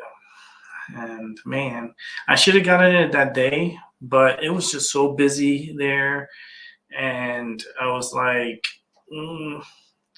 I get uncomfortable when there's too many people. You know, I have the thing like claustrophobic, but it's kind of like when you're just around too many people, I get like uncomfortable. So I have to get out. So that's how I felt when I was there, because it's a small store. It's a really small store. Like if you put 10 people in there, it's just too many people. It is. And I was just uncomfortable when I'm too much around people. It's I don't know. It's Halloween there. It was nice that we went. I had a great time and everything, but when it's just too many people, I just get really uncomfortable. And I left early. We left early. We left like around 6:30. We were out of there, and then we went to this Thai restaurant for dinner in Massachusetts, around Springfield, Massachusetts. This is really great Thai restaurant, and man, it was so delicious. The food. Every time we go there, the food it's so freaking delicious. I think if I do the Salem again, and on the way back, we're gonna stop there again to eat. We're gonna stop there to eat because the food is so freaking good at that restaurant. It's one of like all the restaurants compared to all the restaurants I've been here, like Connecticut, Massachusetts, and New York. I think that Thai restaurant is like close to the top three, and maybe the top restaurant, because just the amount of food they give you, and like it's so freaking delicious, so fresh. I love it. Let me bring back Albie. Hey, Albie. What's up? I just step out and give me a free cappuccino. Yay! You got a free cappuccino? Yeah. Hold on, let me see. Text as it came out of the picture when I was really like freaking sweet or something about it. Just calls me, and I really wanted to. And the guy's like 300. I saw how about 200, but it goes 150, and I said 180. He goes 170 final offer plus pay shipping. I said I'll have to think about it. I'll get back to you. It's still there today. Oh, right. If that's what's calling you, I know because you have a little one, so it's like that's those purchases, you gotta do it with expendable money. So basically, this is money that you were gonna waste it on any on garbage. But that money could be useful for other things too. So it's like that's the tug of war. That's why I feel like it's the yin and the yang. It's like Claustrophobia. Okay, that's what it's called, claustrophobic. So basically, it's like, let me see, to of being an empath. When I'm around a lot of people, I step back and let my friends lead to get too much any times told to get you. I never had Thai food. Oh, Thai food is delicious. It's kind of like, it has like, it's kind of like Chinese-ish because Thai food, but it was more like, it was like a cleaner version of Chinese, a healthier Chinese, but it's Thai food. Um, it's delicious. This restaurant that we went, it's delicious. But yeah, about the being around people, a lot of people, I have that problem too. When I'm around a lot of people, I feel everybody's energy, and everyone has their own energy and their own things, and then I'm just feeling everybody. I get overwhelmed, and for me, I just don't want to be around that energy. It's just too much, especially when you have thousands of people there. It's overwhelming. And before it got too crazy, I was like, yeah, we gotta go. 6 o'clock, 6:30, we're already leaving, and people are coming in, and we were leaving because it's just too much. I get overwhelmed, real easy when I'm around a lot of people, especially that their energy is just telling me things as I'm walking by them. I'm like, oh man, this is gonna be too much. This is too much. Yeah, you're right. In preschool for a week. Yeah, I mean, the money. That's the only thing you have to, when you're gonna purchase like items or getting tools or anything that's gonna help you progress in the psychic world. You have to do it with expendable money that you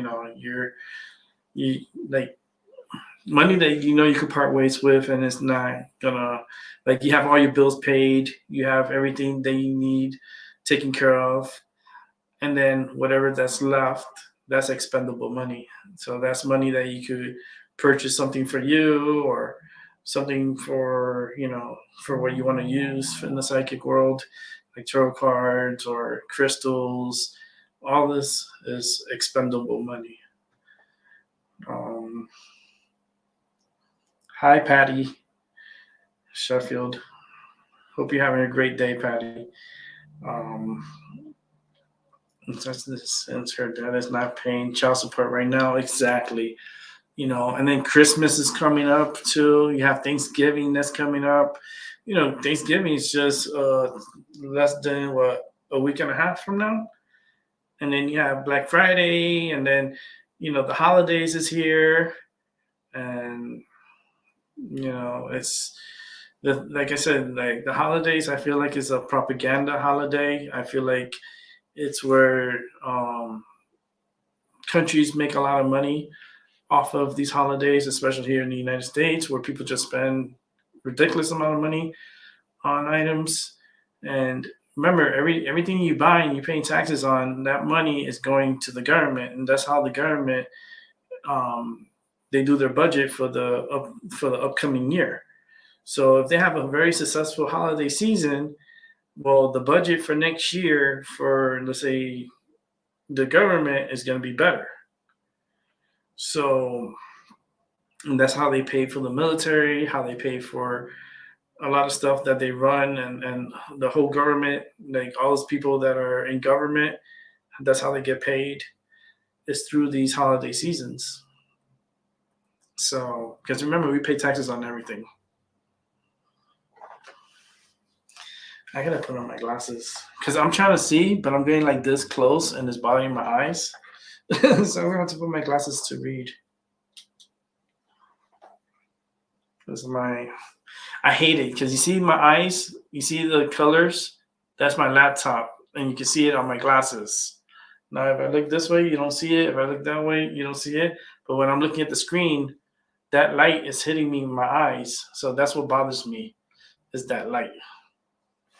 I went to a conference and I have to give the wellness since I had lost my faith 8 years ago, and I forgot how bad it can get. We left early, went to lunch, had a drink, and closed shop for kids. Yeah, you gotta listen, the money is like, it'd be good just to hold on to that money. That portrait ain't going nowhere. Um, like the holiday season is gonna be okay. Good holiday season. Especially like for Lisa. Like if I'm doing like an improv reading, because I already spoke with her, so it's like I could feel the energy. Um, Gotta get this dude on the child support. Gotta get him to help out because she's gonna need it, and yeah, and it's gonna be very helpful for you because then you'll be able to have more money, to do more things for yourself. So these guys, there's so many guys that got to they don't do the right thing, and then you know they gotta pay. You gotta pay up if you're gonna have kids, and you know you gotta support the kid. You can't just have a kid and then just disappear. You know, it doesn't work that way. I went through that system, and my mom took my father when they divorced and stuff, and had to put him on child support because he just disappeared. He disappeared and wasn't wanting to pay anything. And my mom had to take him to court, and she won. And he had to pay back pay on top of the monthly. So when he stopped paying until the order from the court, they gave my mom back pay, and it was thousands of dollars that he had to back pay. So you gotta see that too, because there is back pay.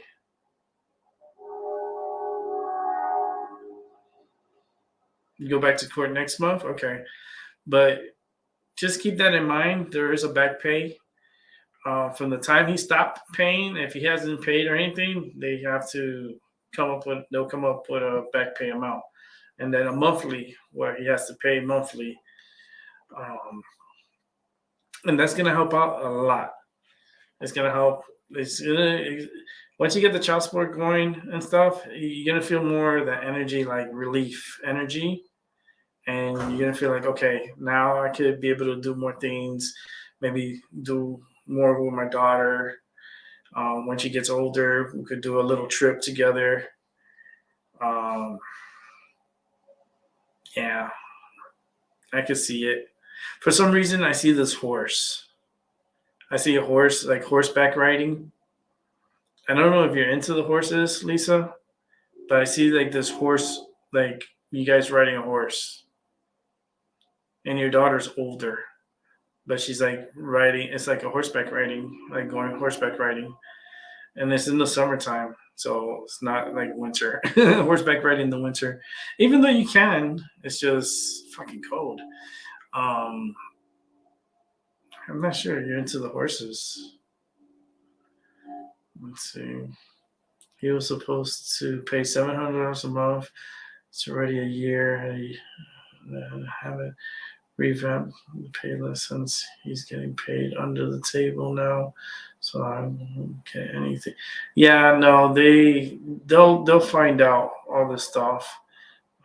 I want to, and it's been a year, and he's taking me back. He owes me 16,000 already. Yep. He's gonna have to pay you. He's gonna have to pay back. They'll find you. I'm telling you right now, don't worry too much, Lisa. You're gonna get back pay, and he has to pay monthly on top of that. So you know he should it would have been cheaper if he would just like pay the child support, and and it would have been cheaper on the long run. Now it's just gonna hit him harder, even though he's getting under the table. They're gonna see what's in his account. They're gonna go through his accounts and stuff. So he can't really hide the money. What do you think? He's just gonna hold on to the cash like that? It's just, you know.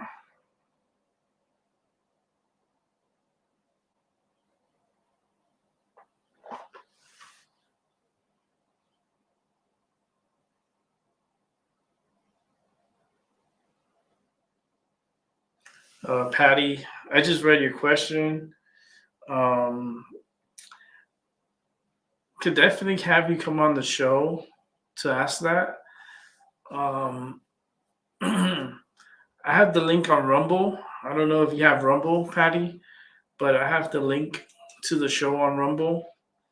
If you go to rumble.com, if you don't have an account with them, sign up is really fast. You sign up, you get an account, it's free. You get the free account, and once you have the account, um, and it's activated, then search for me, My Mind Over Your Matter. Come on to the show in Rumble and get the link from the show there. I'm trying to get more people to go through Rumble to come onto the show because that way I built up my Rumble audience, and I'm gonna have exclusives on Rumble where I'm only gonna do certain shows on Rumble where it's more gloves off and more. It gets more intense, and it's gonna be getting more intense on Rumble. But once you sign up, subscribe to the channel, my channel, and you get the link and you come on and these type of questions you ask me and I could give you a reading on it. But I need to have you come on to the show. It's easy. It's easy. You go to rumble.com, you sign up. I'm telling you, it takes you probably less than a minute to do, maybe 2 minutes if you're not too tech savvy. It's super fast. Once you put your name, your username, date of birth, stuff like that. Those are the questions it asks. And once you submit all that information in, you get your account. They'll send you an email to verify the email to your account. Once you verify the email, you already have Rumble. And then you come, you go to the search bar, My Mind Over Your Matter, and you go right to my show, you click it, and I'm on live there. So in the chat room, I have the link. If you don't see the link, you let me know, and I'll put it on there. Because I'm only putting the link on Rumble. It's to lower the crazies from coming from YouTube, because I get a lot of weird people also on YouTube, and it's, you know what, if they really want a reading and they really want some information, then you're gonna have to jump the hurdle and go through the hoops. And once you jump the hurdle in the hoops, it'll be better for you, because that way you can come into the show and then you have another form of coming on and interacting with me. It's easy. It's not hard at all. It's very easy to set up an account. But he is into drugs, so I wasn't sure how I would go. He could, let me see, what I could do with 24,000. Yeah, I mean, you can save it some for your daughter for her future too, if you think to put her through school. Be back in an hour. Okay, light worker. I'll see you in an hour. If you're still listening to me, so do her parents. They grew up riding with horses. Oh, we gotta talk then, because I saw horses. And you're saying that's her godparents, they grew up riding with horses. Then there's a connection, because I saw horses. So light worker Lisa, definitely gonna have to come back for that. 24,000. I will save a lot of that money for her schooling, so she's gonna need it, and she's gonna want a car in the future. So these are things I could probably provide for her, because the child support is gonna keep coming in. So you could set up some money to save for her future, because she's gonna need it. The more we do for her now, the less impact it is going to be for you later, Lisa. So that's something, a message that's just told me to say. The more you save now for her, the less impact is going to be for you in the future for her. And it's going to be good for her. I mean, if she has it set up the right way, it's going to be easier for her daughter to have an easier transition in life and be able to have things, and she can have her own vehicle, and she could be able to go to work and do things in the future to provide for herself if we give her the proper tools, in a proper time frame for her to start doing that. Because this little lady's gonna grow up fast, and she's gonna become, she's gonna grow up fast, and she's gonna need help. So definitely can see that.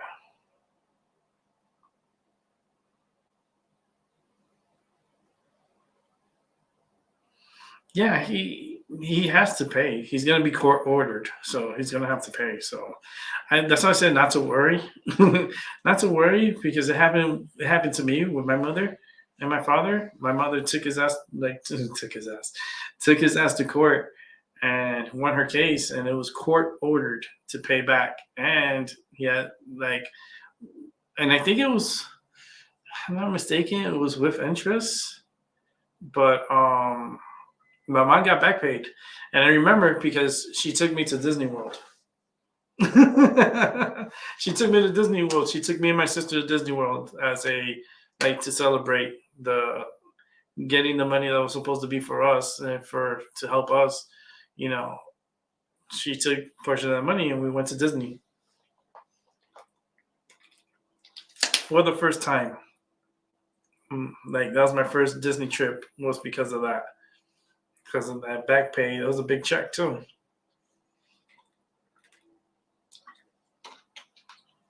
Ended up getting new shoes, new clothes, was more comfortable.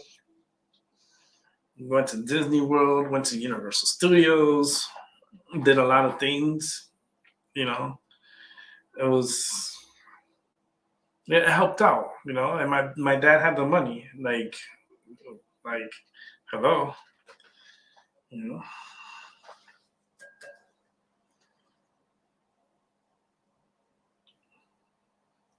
But that's what happens when fathers don't want to be fathers. They have to pay the consequences. So if he was a real man, he would have stepped up and took care of his obligation, which is to take care of his daughter. Just like my father, he should have taken care of me and my sister, and we shouldn't have to struggle. And as payback for the struggle, well, it's going to come out of your pocket. And he had the money to do it. He had the money to pay for it, but he wanted to be an ass, So my mom did what she had to do, and we ended up winning. Let's see.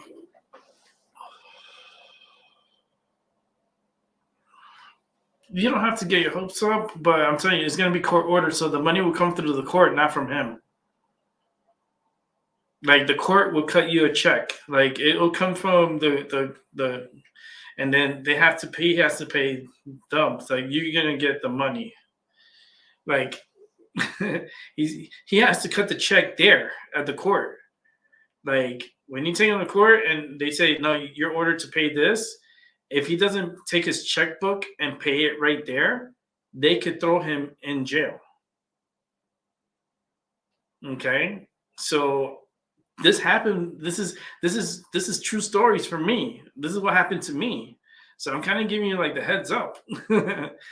They could throw his ass in jail for not paying. And trust me, he don't want to go to jail because they're gonna get the money anyways. So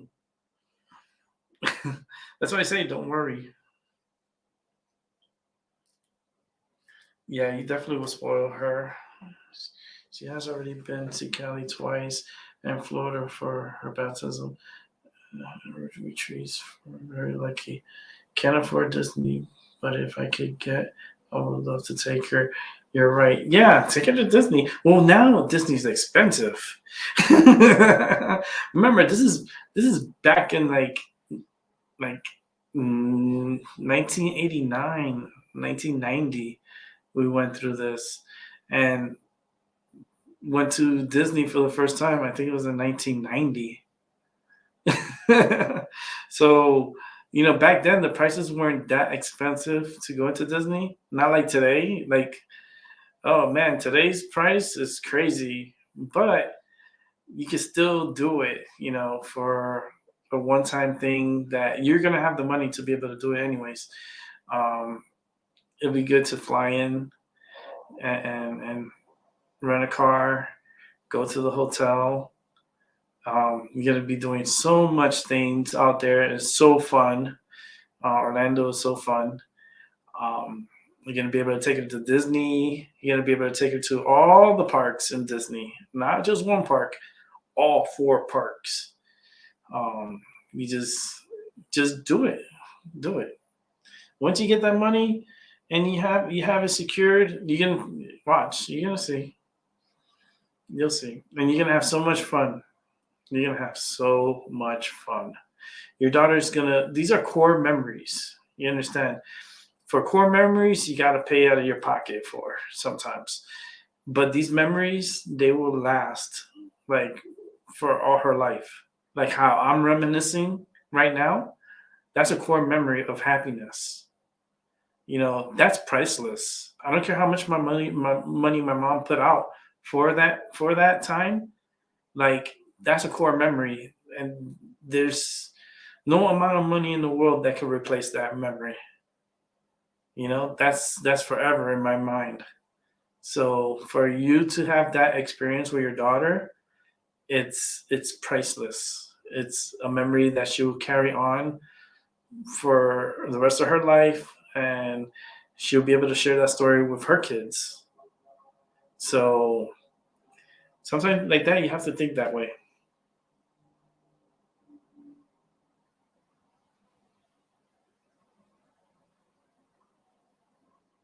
Yeah, but he's already going to be ordered by the courts to pay. I'm telling you, that's why something told me to tell you not to worry because you're worried. That's why I say don't worry, and you are worrying. So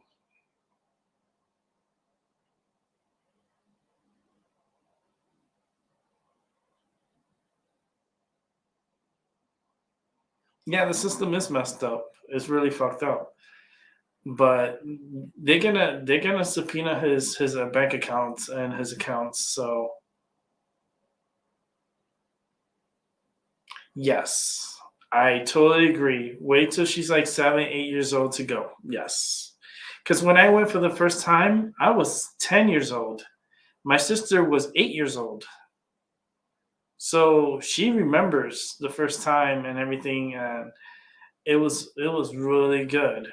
We had a really really really good time and a lot of memories of Disney. We went to Disney World a lot. We did. We went to all the parks, and every time we had like a vacation, that my mom had a vacation, we would go. Or she had like 3 days off. She would set her schedule up to have like 3 days off or 2 days off, like back to back. Then we would leave. Let's say if she had the weekend off, right? We would leave Friday after she got out of work. We would leave like with my stepfather and me and my sister would be ready, and we would leave right when they get home from work. They would take a shower, get ready, and pack a couple of clothes, and we were gone. It didn't take much to pack 2 days. We did. We used to do that. My mom was like, she'll come in the door, and she's like, Rick, and she'll call my sister's name, and they're like, yeah, she's like, pack up, we're going to Disney. I go, what? It's like, yeah, you want to go to Disney? I go, hell yeah, let's go. So I'll pack up the clothes, pack up my clothes, take a bathing suit to go in the pool, and we were gone. Like within an hour, we were already ready to go. We were. I was already showered. My sister was already showered. My parents, when they got home, they took a shower, and my mom would take a shower first because because the hair and all, she has to, you know, dry it out. But she, at the same time, was packing the clothes and packing my stepdad and her clothes, and we were gone. We got our toothbrushes. We got our, we were out.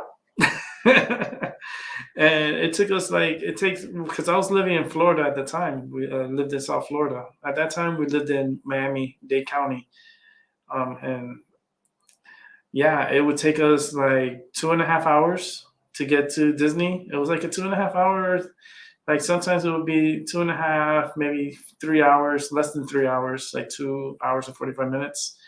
Um, if we didn't stop for a break or anything like that, it would be like 2.5.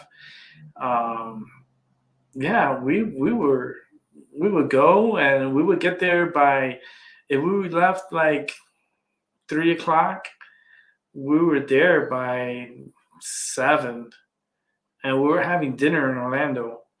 And we would check in the hotel first, put our stuff in, and then we would go eat dinner, come back to the hotel, go to the pool. I'm telling you exactly what we did. And then after we were done with the pool and stuff, and we'd take a shower, get ready for bed. We all got ready for bed. We knocked out. Next morning, wake up, get ready, and go to Disney. We would go to Disney, and then we would spend the whole day at Disney, come back to the hotel. We would um, go eat something to eat, do the pool thing again, or we'll end up going to Old Town or walk around, and then we would come back home on Sunday. Like we would go have breakfast in the morning, and then we would be driving back home on Sunday. We only went to Disney like for one day, but we would have that fun that whole Saturday, and then on Sunday we just drove back comfortably. We would do a couple of stores and stuff like that, and look around, and then once we were done, we were like, yeah, we're out, we're done, and we would just drive back home on Sunday.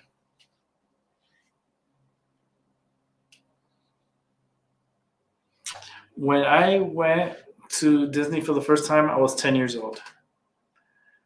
I was 10. My sister was 8. I'm 2 years older than my sister. And my sister had a blast. I had a blast at 10 years old. Um, and I remember, and I had a really good time. I had a really, really good time. And it was fun. It was fun. Now is more. There's more to do than back then. Like, we're going back like over 33 to like almost 33 years ago. We're going back like 33 years back, and a lot of the things that is there now was not there then. And there's more to do in Orlando, like easily 75% more than it was back then. So there's a lot to do out there. I'm definitely going to Orlando this upcoming year. For 2023, I think we're gonna go um, for like 4 days, 4 or 5 days.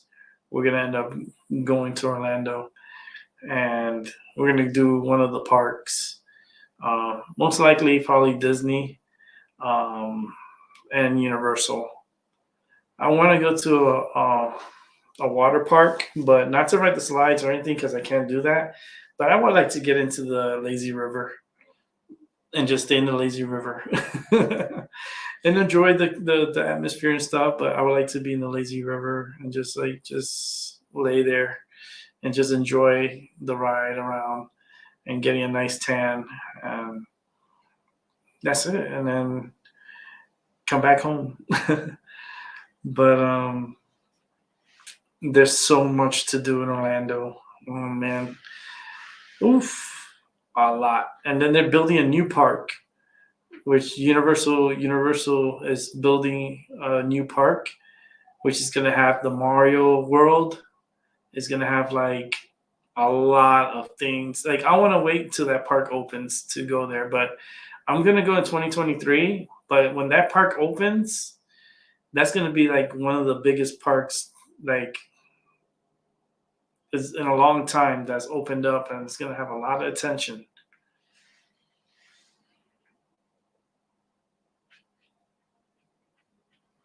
Yeah, she remembers. But she was 8 years old when my sister went for the first time. So it's different than 6. Like my niece right now, she's 1.5. So like right now it'd be too early to take her because she's not gonna really remember. She's too little. My niece is she's little. She's starting to walk. She's walking, but she's not gonna remember taking her to the park. Like even at 5, it's too. I think they don't really remember as much. I mean, I remember when I was 5. So like things that I did when I went to school. I remember the first day of school still. I remember a lot of things from when I was 5 years old. So you can develop core memories at the age of 5, definitely. Because I do. I remember a lot when I was little. So 6, 7 is a good age to take her. 6, 7, especially 6. I think 6 is a good year, a good age, because they remember. I remember. Those are core memories. You don't forget your core memories. They're etched. They're etched in your mind. In her mind, it will be in there, and she will remember. I know because I remember my age, when I was 5 years old, and things that happened to me when I was 5 years old. I remember like everything. So yeah, 6 years old, Disney. Hell yeah, that would be so much fun. Oof. I wish I went to Disney at age 6. I didn't get to it until I was 10. And at 10, I had a blast. And the memories are there. And a lot of memories, a lot of core memories. So, because I ended up going a lot more often. And I had a really good time every single time I went. I had a really good time. You remember when you were 5 too? Yeah. I mean, who doesn't remember when they were 5 years old and when they first started school? I mean, I remember my father wasn't even there. That's what pissed me off today, because my father wasn't there on my first day of school. He should have taken the time off or started work late and come to support me going to school. He should have been there with my mother. My mother was the one that took me to school and was the one that got me into the elementary and stuff like that. But my father should have been there and he wasn't. So I always hold that grudge against him for that.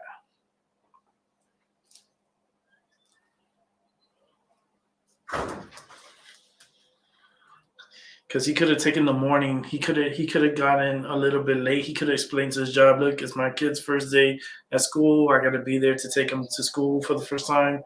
Can I be excused for a few hours? I'll come into work, but I'm just going to be, 2 hours late. Not even, 2 hours is not much. You know what I mean? They would have told him yes. But he was so selfish with his money and so selfish with, for himself that he wasn't there for me. So, yep. And I remember this. These are core memories. These are memories that are etched. Either you're there or you're not there.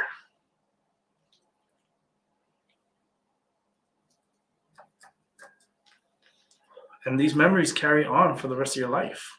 It really plays out your whole life.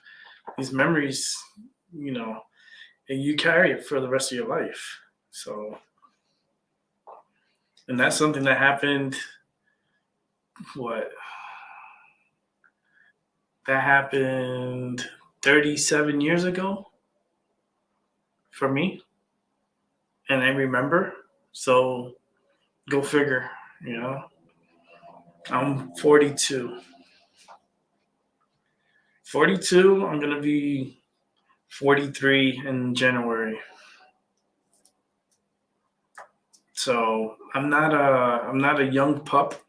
I'm not young, nor I'm in the middle, I feel like. I'm in the middle. Let me take these glasses off because they're bothering me. They bother me.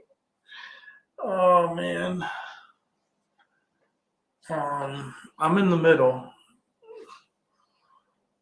42 going on 43. I'll be 43 January 21st. I'm a master number 22. I'm very psychic. Very psychic. Like my numbers, my everything it leads to very like in tuned, like very focused. Everything's just very clear to me when I hear things and when I feel things, you know.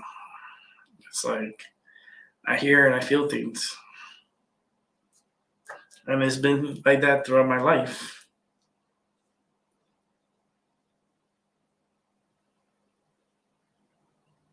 I feel like it's been a long life too.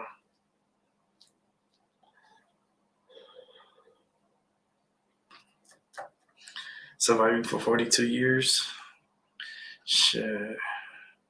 I've been here longer than Jesus. That's how I say. I've been here longer, and I feel like my energy's been here many times before, many lifetimes. And there were more people here, more magical, more helpful than Jesus. He's not the only one. I like how people just focus on one person, and yet there was so many before him, and yet they don't get acknowledged. And he's the only one that gets the attention, and it's not fair to the others because they were more powerful. Like how you think he got his teachings and his learnings, and how he became who he is. He didn't just become all this almighty. Just no, he had to go to other people to learn from other people and to get enlightened. Like it just didn't just happen that way. Yeah, he had to go through other people and other channels, and there were other people that are much more better than him and more energy than him. Like, but they don't get acknowledged. That's why for me, I'm like, I don't focus just on him. There's other people before him. Those are the people I focus on. The others, the forgotten ones, the ones that the people don't talk about. You know, because I hear them. I can feel their energy. And they get mad because they only focus on one person, but then there's other people that are more powerful and more helpful than Jesus. More, you know?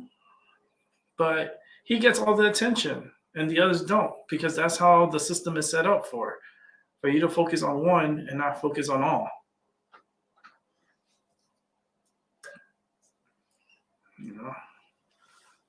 But that's how the system is played, you know. That's how, you know, they want you to follow. It's just this one person. That's all. The Grand Almighty. No, no, no. No, he's not. He's not. Sorry. He's just an individual that has gotten a lot of attention, like TMZ would do for any celebrity. He was the poster child for TMZ back in the days. You know, if TMZ was there back in the days, he would be like always highlighted like the Kardashians. You know?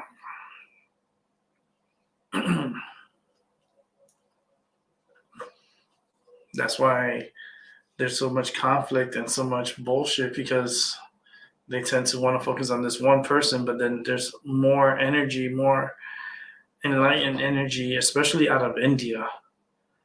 Like the Buddhists and Buddha, and like we're gonna put all them to shame and not respect that energy either.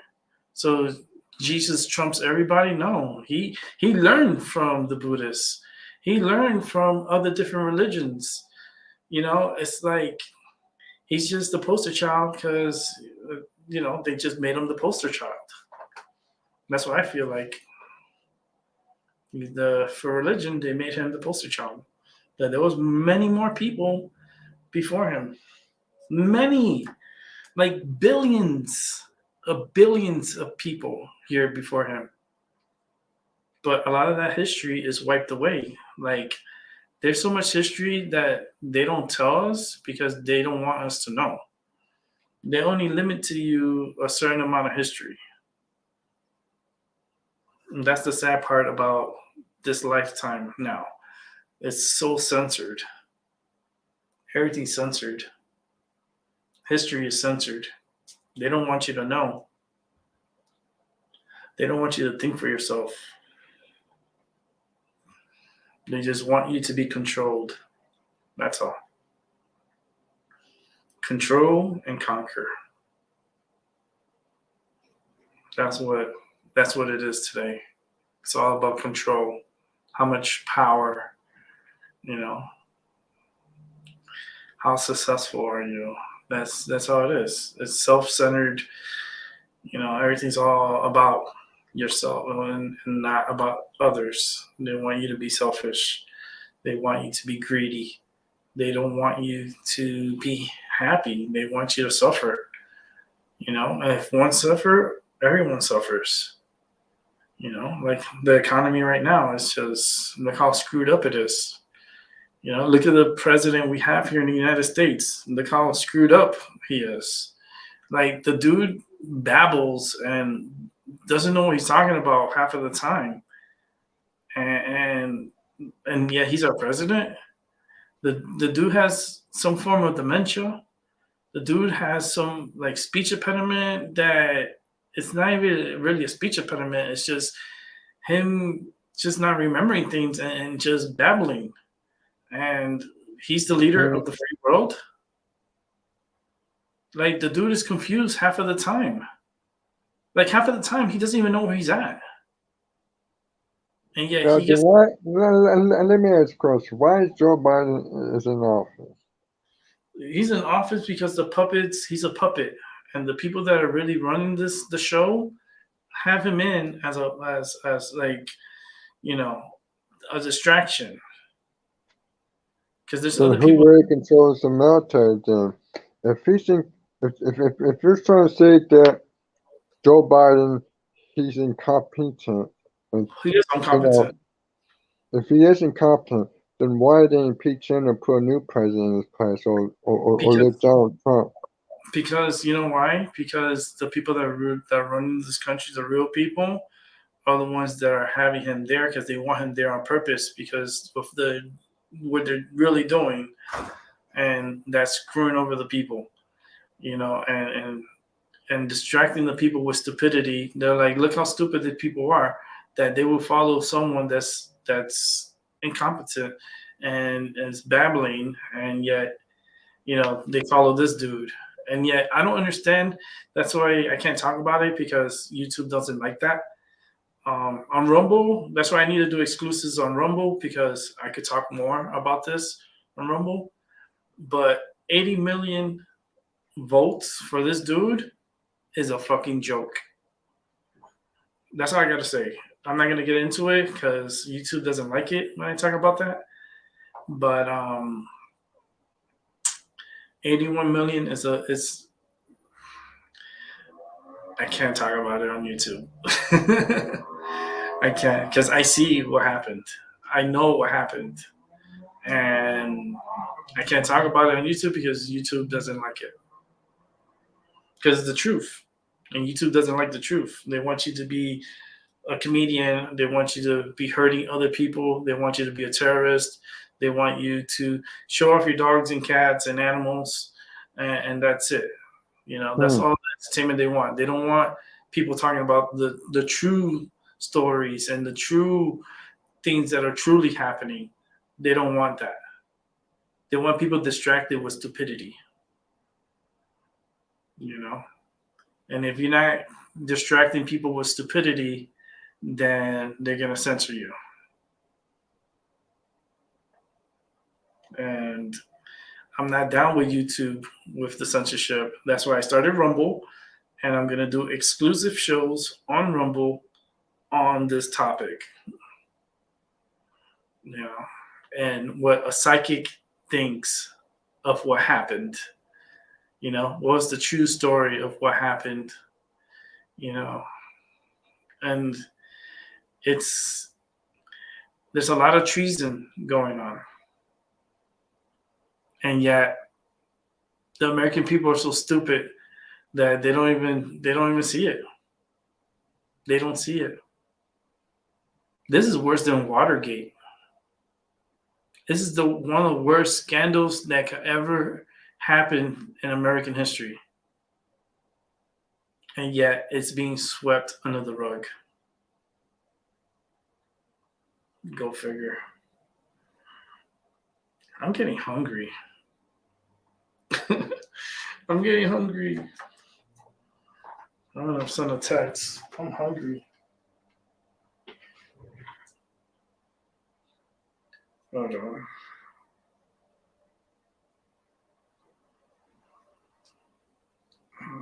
Give me a second.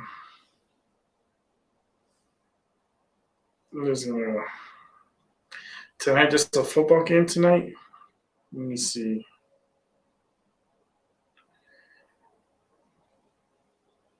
I think there's a football. I know there's a game. I think it's the Eagles versus Washington tonight. So I may want to watch that game tonight.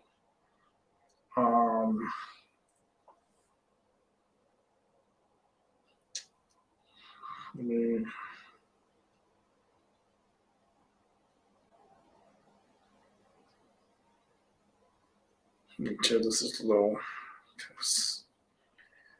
Send out. I have my phone vibrating. Okay. Just leave this here. But yeah, it's just a big scandal going on. And it's with Hunter Biden, the Bidens, Obamas, the Clintons, like even Bush. This goes like deep shit, you know. And then Trump is not so innocent either. Like people think, oh, because this, Trump, but he's not innocent either. Remember, he's to sleep in the same bed as they did. He just became more enlightened after he found out about the bullshit, and then he switched parties because he was a Democrat. For the longest time, he was a Democrat. He just turned into a Republican. He switched parties after he found out all the bullshit. So, go figure. But the dude slept in the same bed with Hillary, with Clinton. He was best friends with them. And, like, the dude was not a good dude. Like, well, they weren't good, and not only that, but he was part of that craziness with them. He went to the same parties, went to, like, Trump is not so innocent either. I can smell his shit too. But I'd rather him in office than any of these clowns that are in there now. We're not going to get someone true for another good amount of years, maybe 8 years from now. We'll probably get someone that's truly could help this country, and be proactive in this country. I know Dwayne Johnson's going to end up running for the White House in the future, and he's going to run as a Democrat. And it's just, I know he's going to get a lot of attention and he's going to get the votes. And he is going to end up being president because I could see it.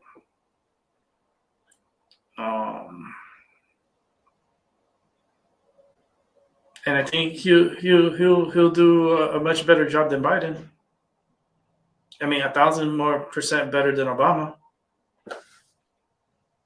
And I think he could be a good president if he did the right things and not really go far left.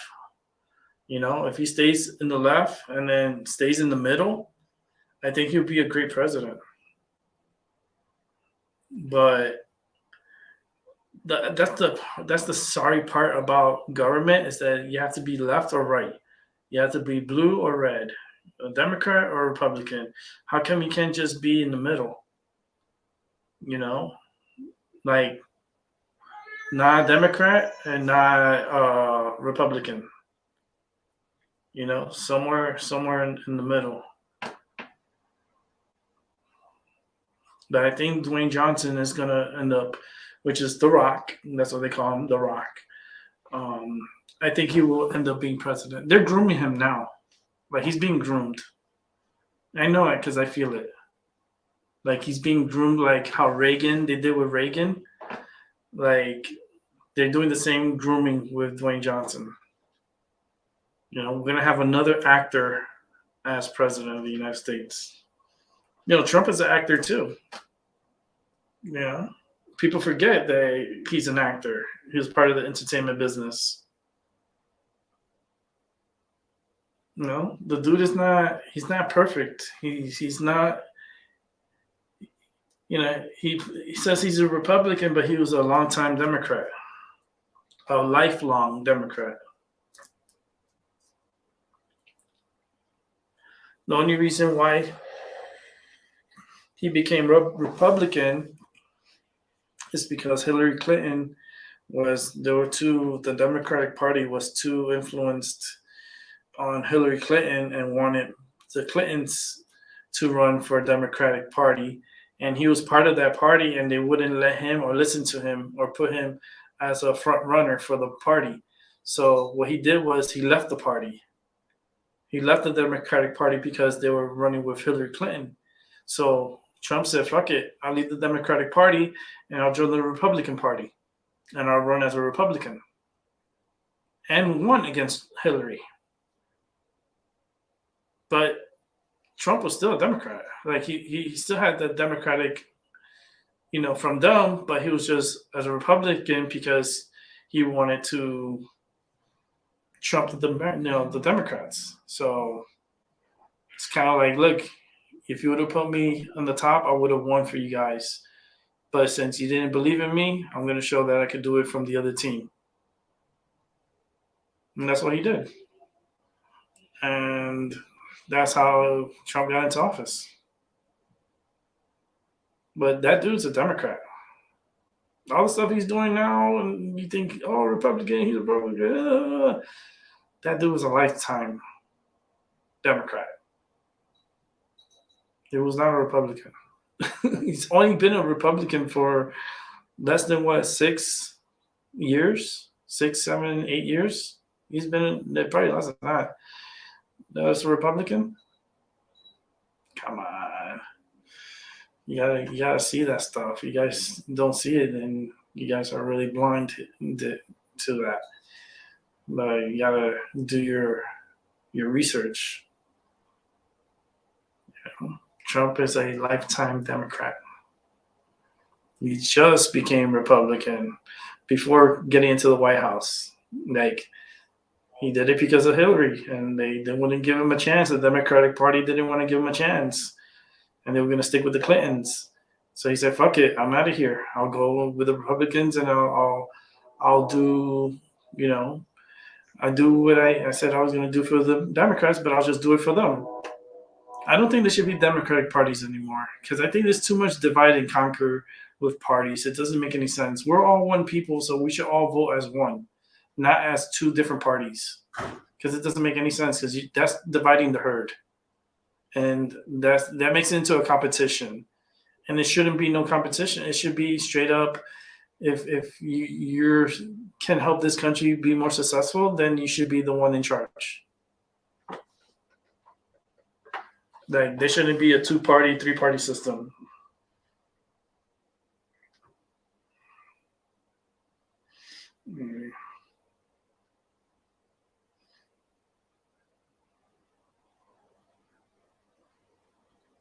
Right here.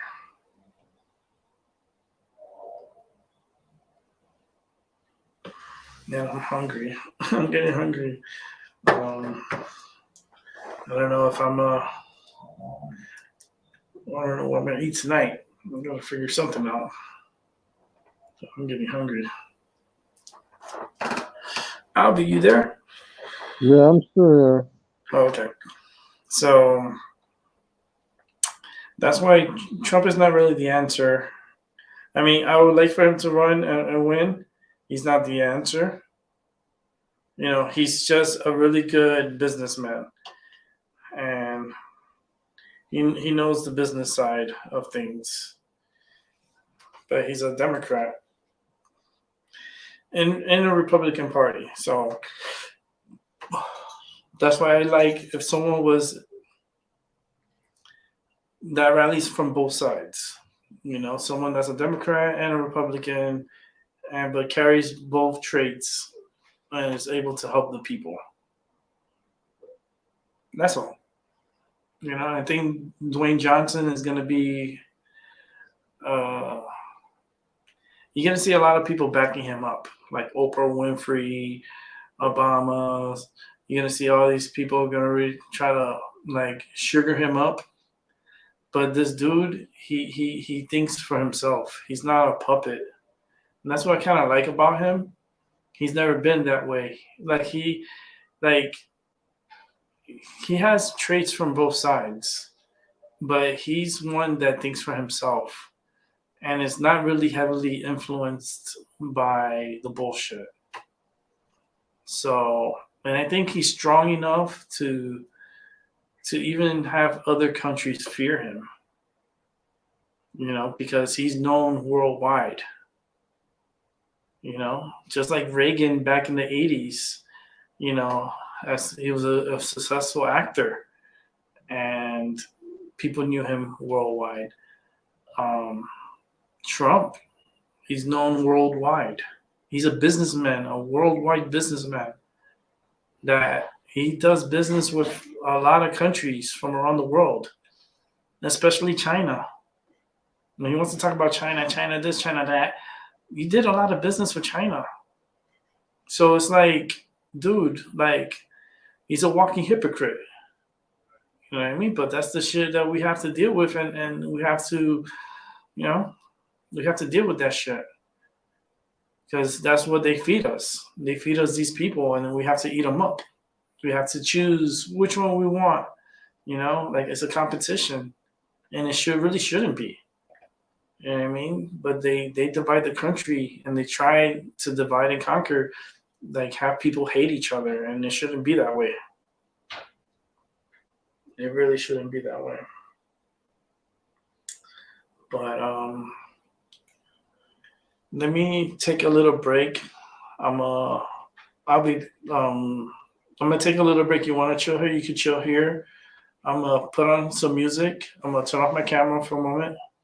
It'll take a few minutes because I'm gonna keep the show going for a little bit. I just need to figure out what I'm gonna do for dinner. All right, Albie? All right. So, well, I'll put on some music. What should I put on? Should I put the Mayan the Mayan ritual music so people can pray and meditate? Yeah. To meditate. Okay, so let's go ahead and stop the camera here. Let's go ahead and play that ritual. And when people come in, you can interact with them in the chat room. Because I'm gonna step out from the computer, and if not, I'll be back in a few minutes.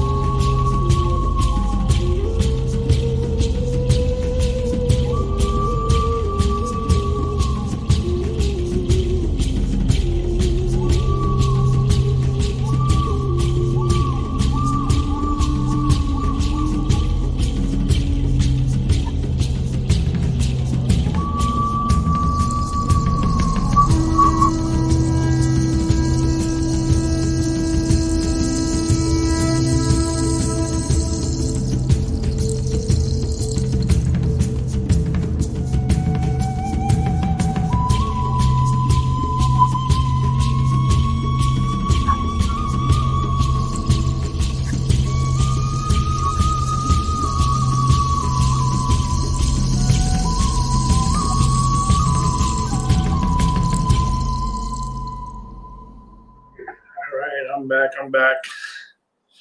Albie, I'm back. Mhm. It was a good little meditating music, huh? Mm. It's a Mayan ritual music. It's not really meditating, but it's a ritual from the Mayans. Oh man, I'm gonna be on here until 8 p.m. I'm gonna do another 40 minutes, and then I'm gonna wrap it up because I'm gonna have dinner. I'm hungry and I gotta eat. That's one thing I hate about like you have to always eat every day. Um, that's crazy that we have to depend on eating every day. But it's okay. I'm actually gonna light up my medicine again. Light up my medicine. And then I'll wrap up the show in 40 minutes, and then I'll come back on tomorrow for another show. Tomorrow's Tuesday, so I have physical therapy tomorrow. I didn't have it today. I was supposed to have it today, but I wasn't on the schedule because they didn't give me the new dates. So they kind of messed up. So I have to go into physical therapy tomorrow at 11. And then I'm going to be probably going to the movies or something. I don't know tomorrow what I'm going to be doing. I know the movies is like $5 tomorrow. So I don't know. I don't know if I'm going to do that or what I'm doing tomorrow.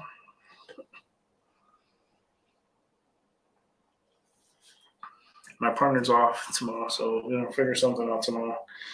And then I'll do a show. I don't know what time I'm going to start the show.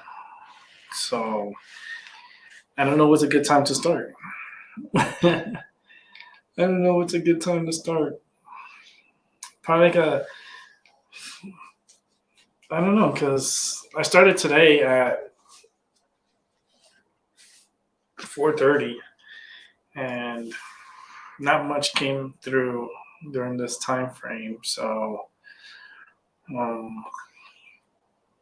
maybe tomorrow I'll come on later, like maybe 6 to 9. Maybe tomorrow 6 to 9. Yeah, we could do 6 to 9. We'll do like a 6 to 9, 3 hours or so tomorrow, and then Wednesday we'll figure it out. We'll figure it out as we go. I'm still trying to figure out what time to start, and what time will be good for people to come through. I know it's the good time. When is the good time? It's late night. The late nights is when the people tend to flock out and come through, because they're not at work, they're not busy doing things, they're at home, they're exploring, seeing, trying to see what they could watch. So I think like the late nights, it's always going to be successful. Especially like in my vision, I'm seeing like at 8 to like 2 in the morning. That time frame, anywhere between 1 2 in the morning, I'll definitely catch people, especially from like around the world. So for some reason, that late night, early morning for those, or in Europe, it'll be early morning in Europe, and then it'll be like afternoon time, daytime in Australia. So, and I like having my Australian fans come through. We just don't get to hit them at their time frame. We gotta be able to serve all at different times. So there'll be a day that I'll surprise people and I'll come on early in the morning. There'll be a day I'm gonna come on early in the morning and do a show. So that way other people from around the world can watch. Because it all depends on timing. That's how it is. It's all timing. And I need to eat. I'm hungry. I've been on here for almost 3 hours. I'm kind of like thinking about stopping the show early, but I'm thinking about it. But 8 o'clock is the latest. I'm not gonna be on any later than that. It's just today's gonna be a 3.5 hour show, I guess. I said enough. I said what I had to say on the show.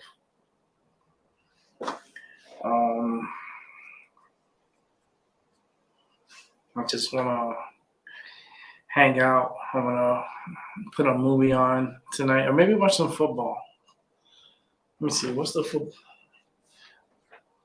Let me see what channel they're giving the game at.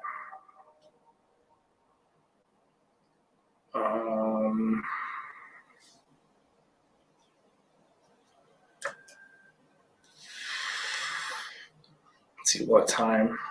What's tonight's game? I think it's at 8 o'clock. 8:15, the game starts. Washington Commanders versus Philadelphia Eagles. That's going to be they're both from the Northeast. They're both, they're right next to each other. One's is in Washington, D.C., and the other one is in Philadelphia. So the travel is very close. They're not far apart. There's going to be a lot of fans from both teams there. I think it'll be an interesting game tonight. I'm gonna root. I know the Eagles are gonna probably win, but I want to root for Washington because I want them not to be undefeated anymore. I want them to have I want the Eagles to lose. So I think they can do it. I think Washington can put the Eagles in their place.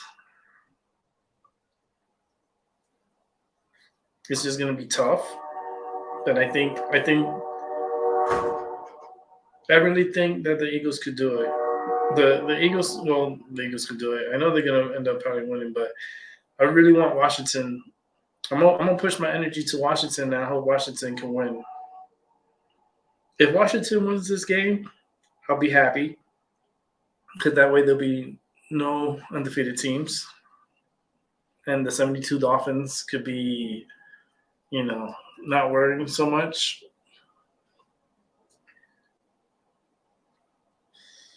I think I'm gonna go with the Commanders. Even though the Eagles are a strong team, I just think that Washington has a good defense. They have good defense. And the teams that Washington lost to, they're not bad teams. Let me see their schedule. Okay, so Washington. All right. So the teams they lost to Detroit. That was like a shootout. They lost to the Eagles already. It was 24-8. Dallas 25-10, and Tennessee 21-17. And they lost to Minnesota 2017. So it was a close game. And Minnesota's a really good team this year. The teams that they did beat was Jacksonville, Chicago, Green Bay, and Indianapolis Colts. So, I mean, the Eagles should be able to win this game. The Eagles should be able to win it. But I'm going to push for Washington. Just to show, like a surprise Monday night. You wasn't expecting Washington to win. And I think Heineke is the quarterback. If Heineke's the quarterback, then they have a better chance.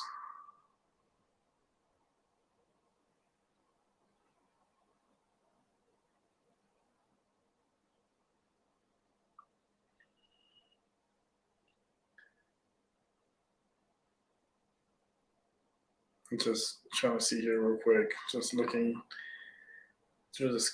Let me see the roster. Yeah, Heineke is the quarterback. So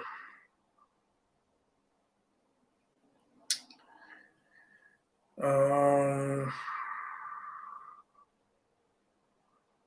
don't know. The Eagles should have this game. Eagles should have this game. You know what? I'm gonna change my. I'm gonna go for the Eagles.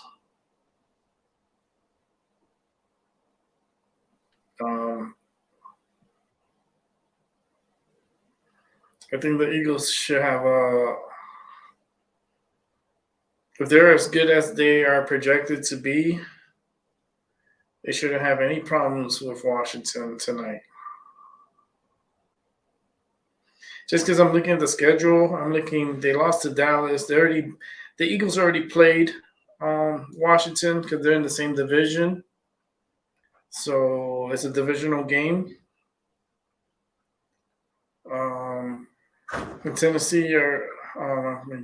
Washington already lost two divisional games with the Eagles and Dallas. So, and they don't play the Giants until later. And they're not even going to beat the Giants. The Giants are a pretty good team this year. I mean, if it's a lucky night tonight, if they have it in their bones, because it's a cold night tonight here.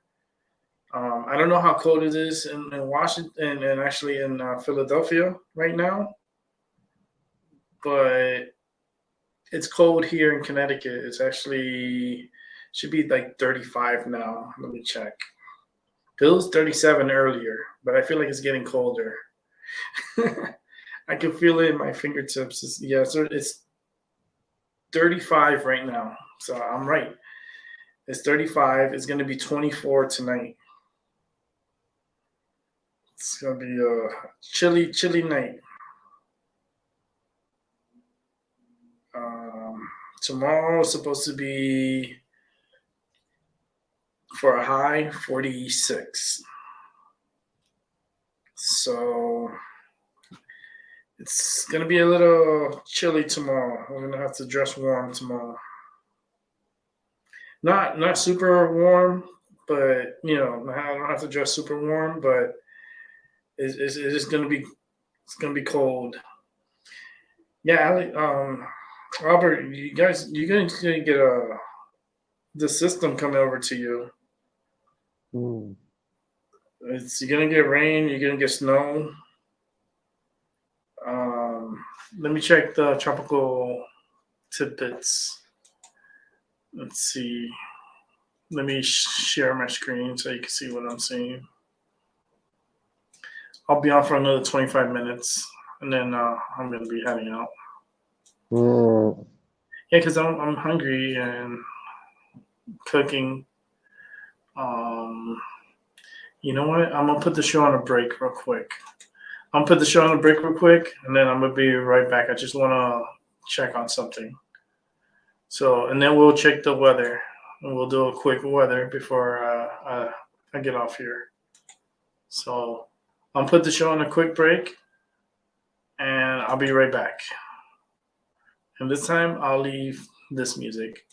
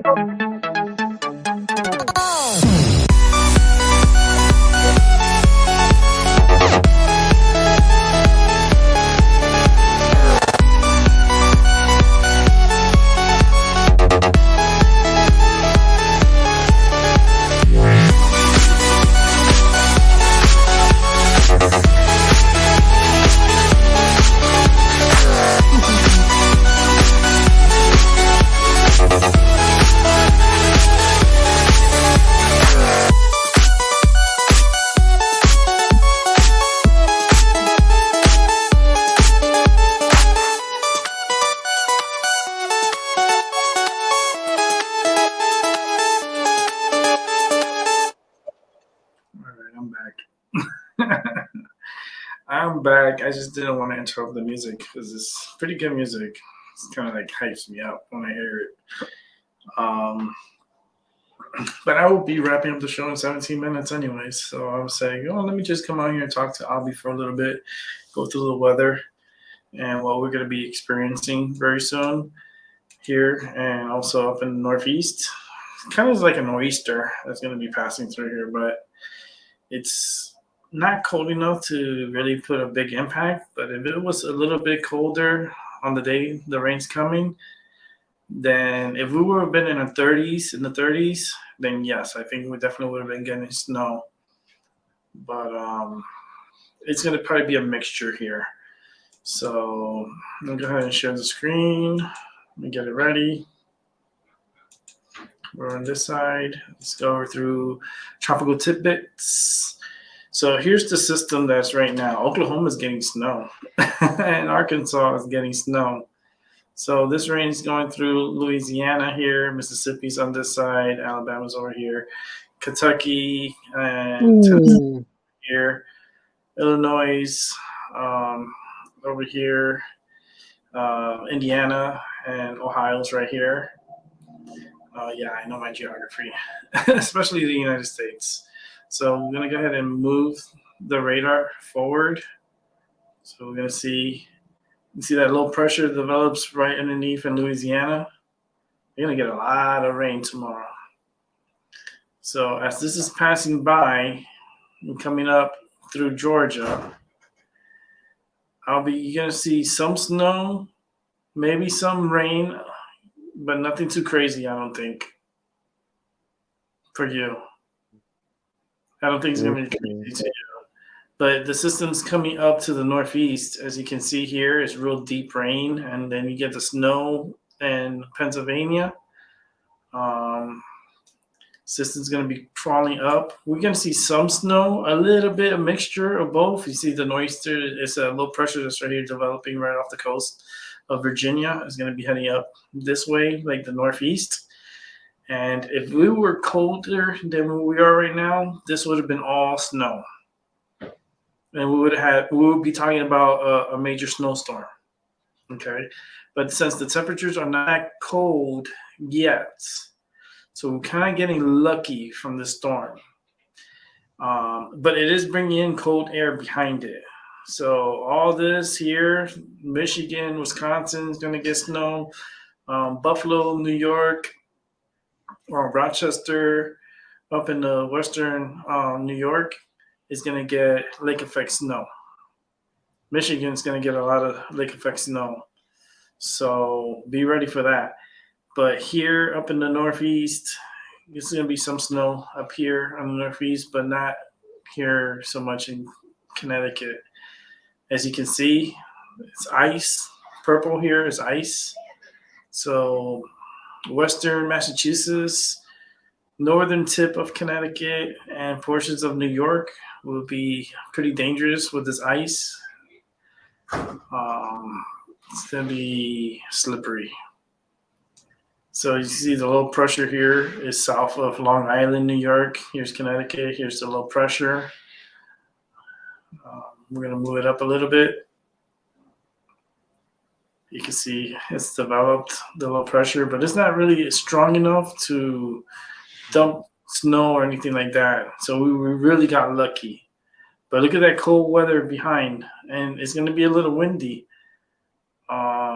In certain areas, it's going to be cold and windy. Then this system passes through. There's really nothing but high pressure, and here comes another system. And it gets a lot of energy from the Gulf of Mexico. And then comes across.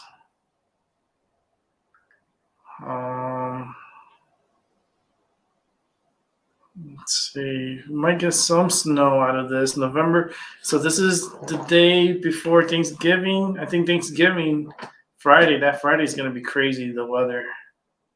Thanksgiving, we might get some rain on Thanksgiving, maybe not. I know you in Ohio, yes, you guys going to have a wet Thanksgiving.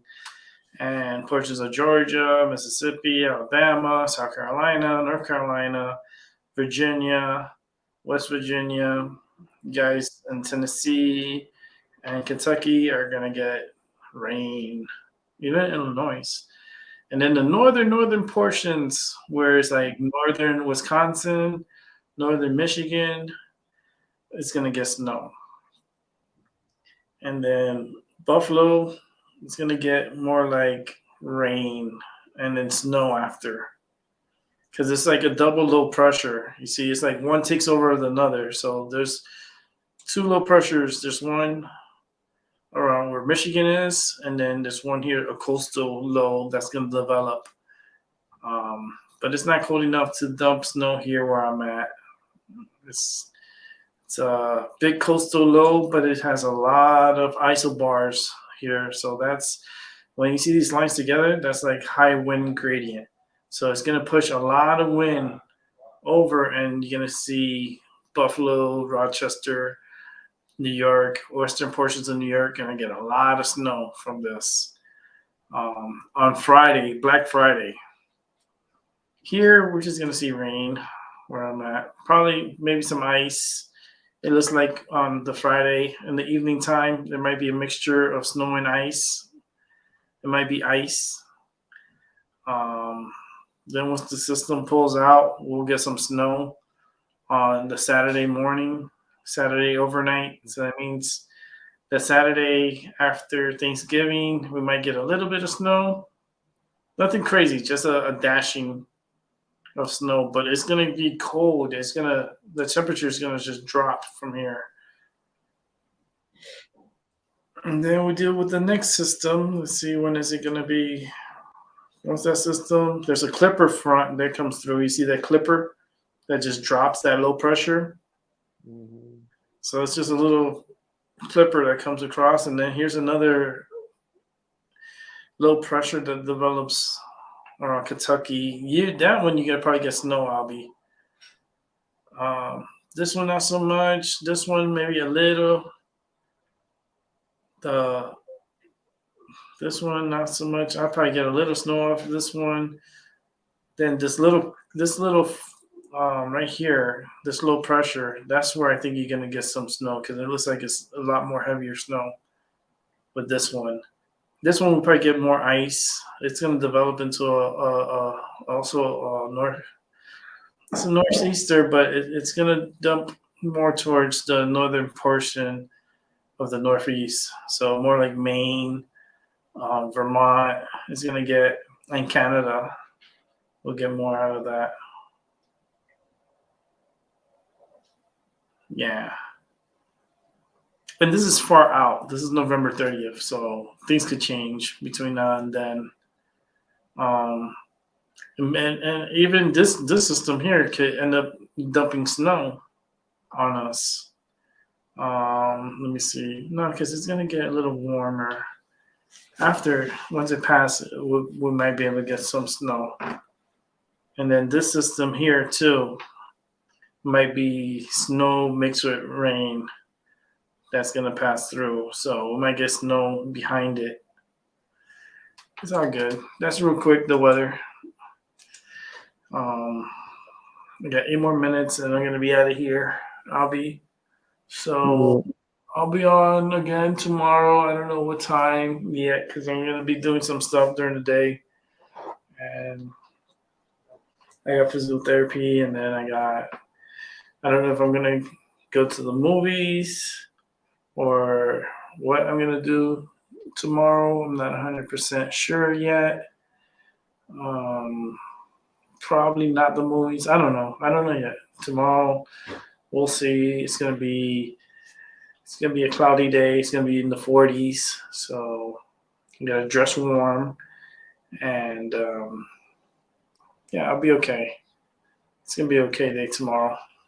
I just don't know exactly what to do. I don't know what to do yet. It's I don't know. Tomorrow's gonna be an I don't know day because I don't know.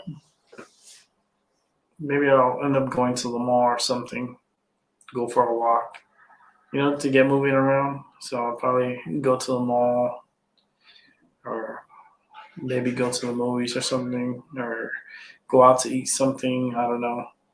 Figure it out. Definitely will figure it out tomorrow. But as of right now, it's just no plans, no solidified plans besides my show. And I don't know what time I'm going to start the show. Maybe I'll do a 6 to 9 or about 6 to 9. It'd be 3 hours. That's good enough. Because, like I said, I have a feeling that my audience is going to be more of a late night audience. You know that, Albie? Yeah. I feel like I get more people at late night than I do during the day because nobody really comes in through the day.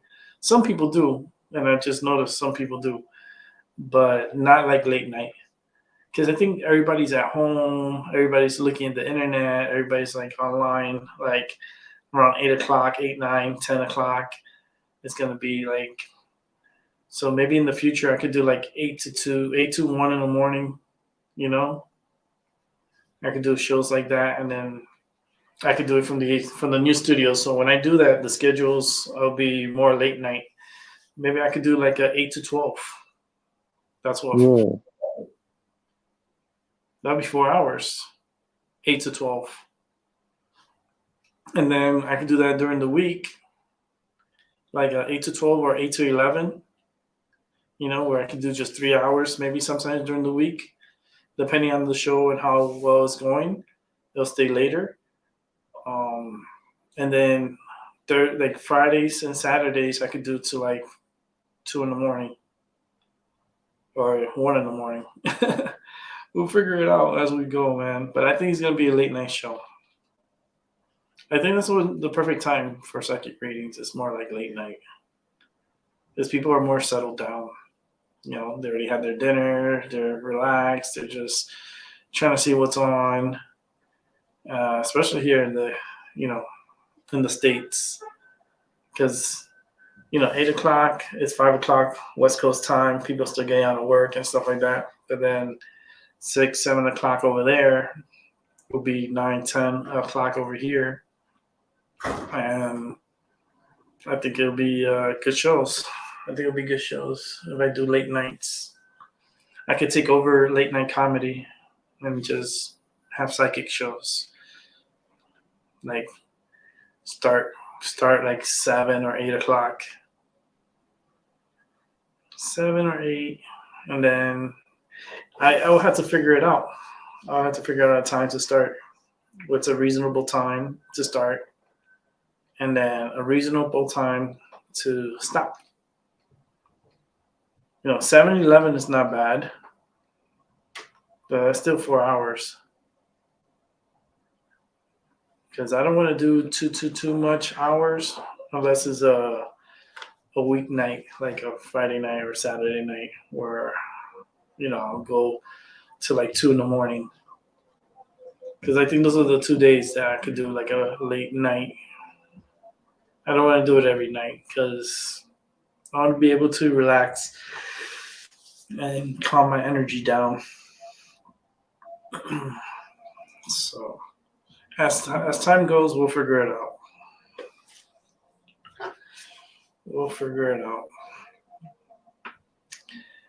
And the counter says 4 minutes. My computer says 8 minutes to 8 o'clock. I'll wait to do a 3.5 hour show. So that way I can just chill, have my dinner. I'm hungry. I'm going to have white rice with pink beans and chicken. It's going to be chicken wings, chicken thighs. That's dinner tonight. That's a good meal. I wish I had salad. I have no salad.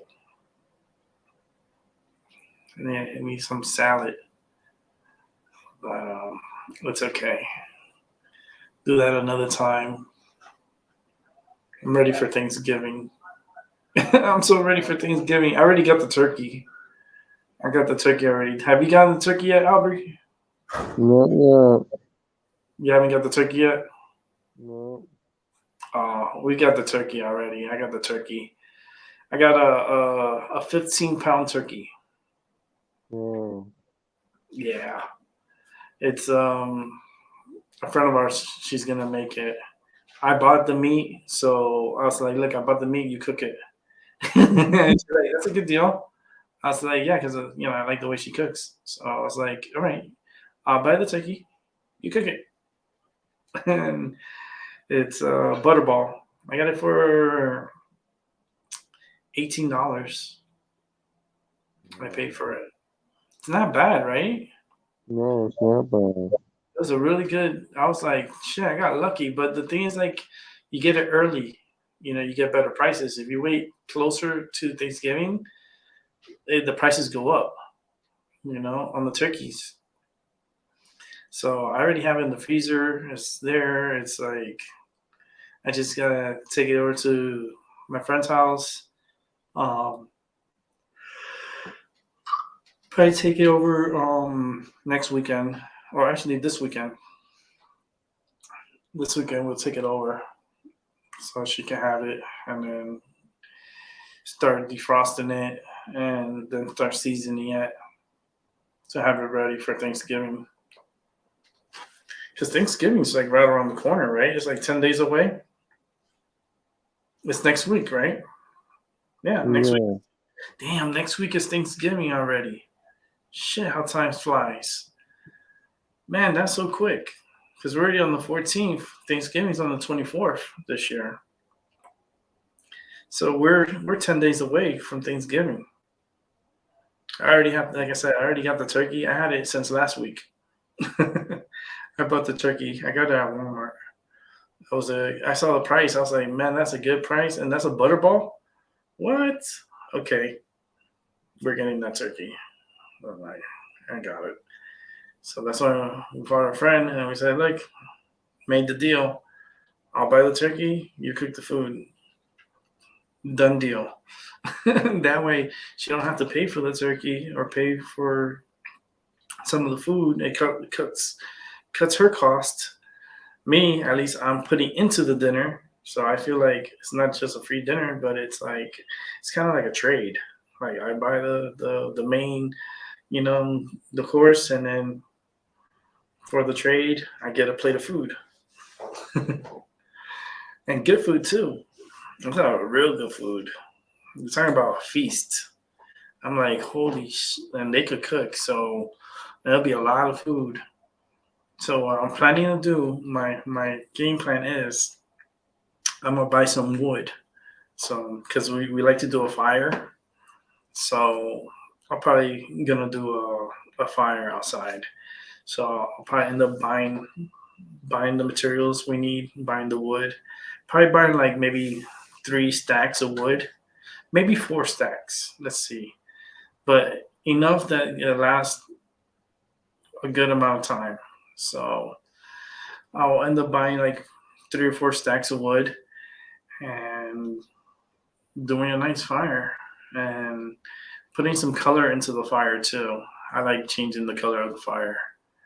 So that'll be really cool to do. All right, Albie, I'm going to wrap it up. Thanks for coming through, Albie, and everyone else. And thank you for rewatching, because I know a lot of people probably rewatch. I appreciate you guys over at Rumble. You guys are awesome over there. With that said, I'll catch everybody on the flip side. I'll be on tomorrow. Don't know what time, but stay tuned. I will be on. Good night. All right. See you later, Brett. Peace.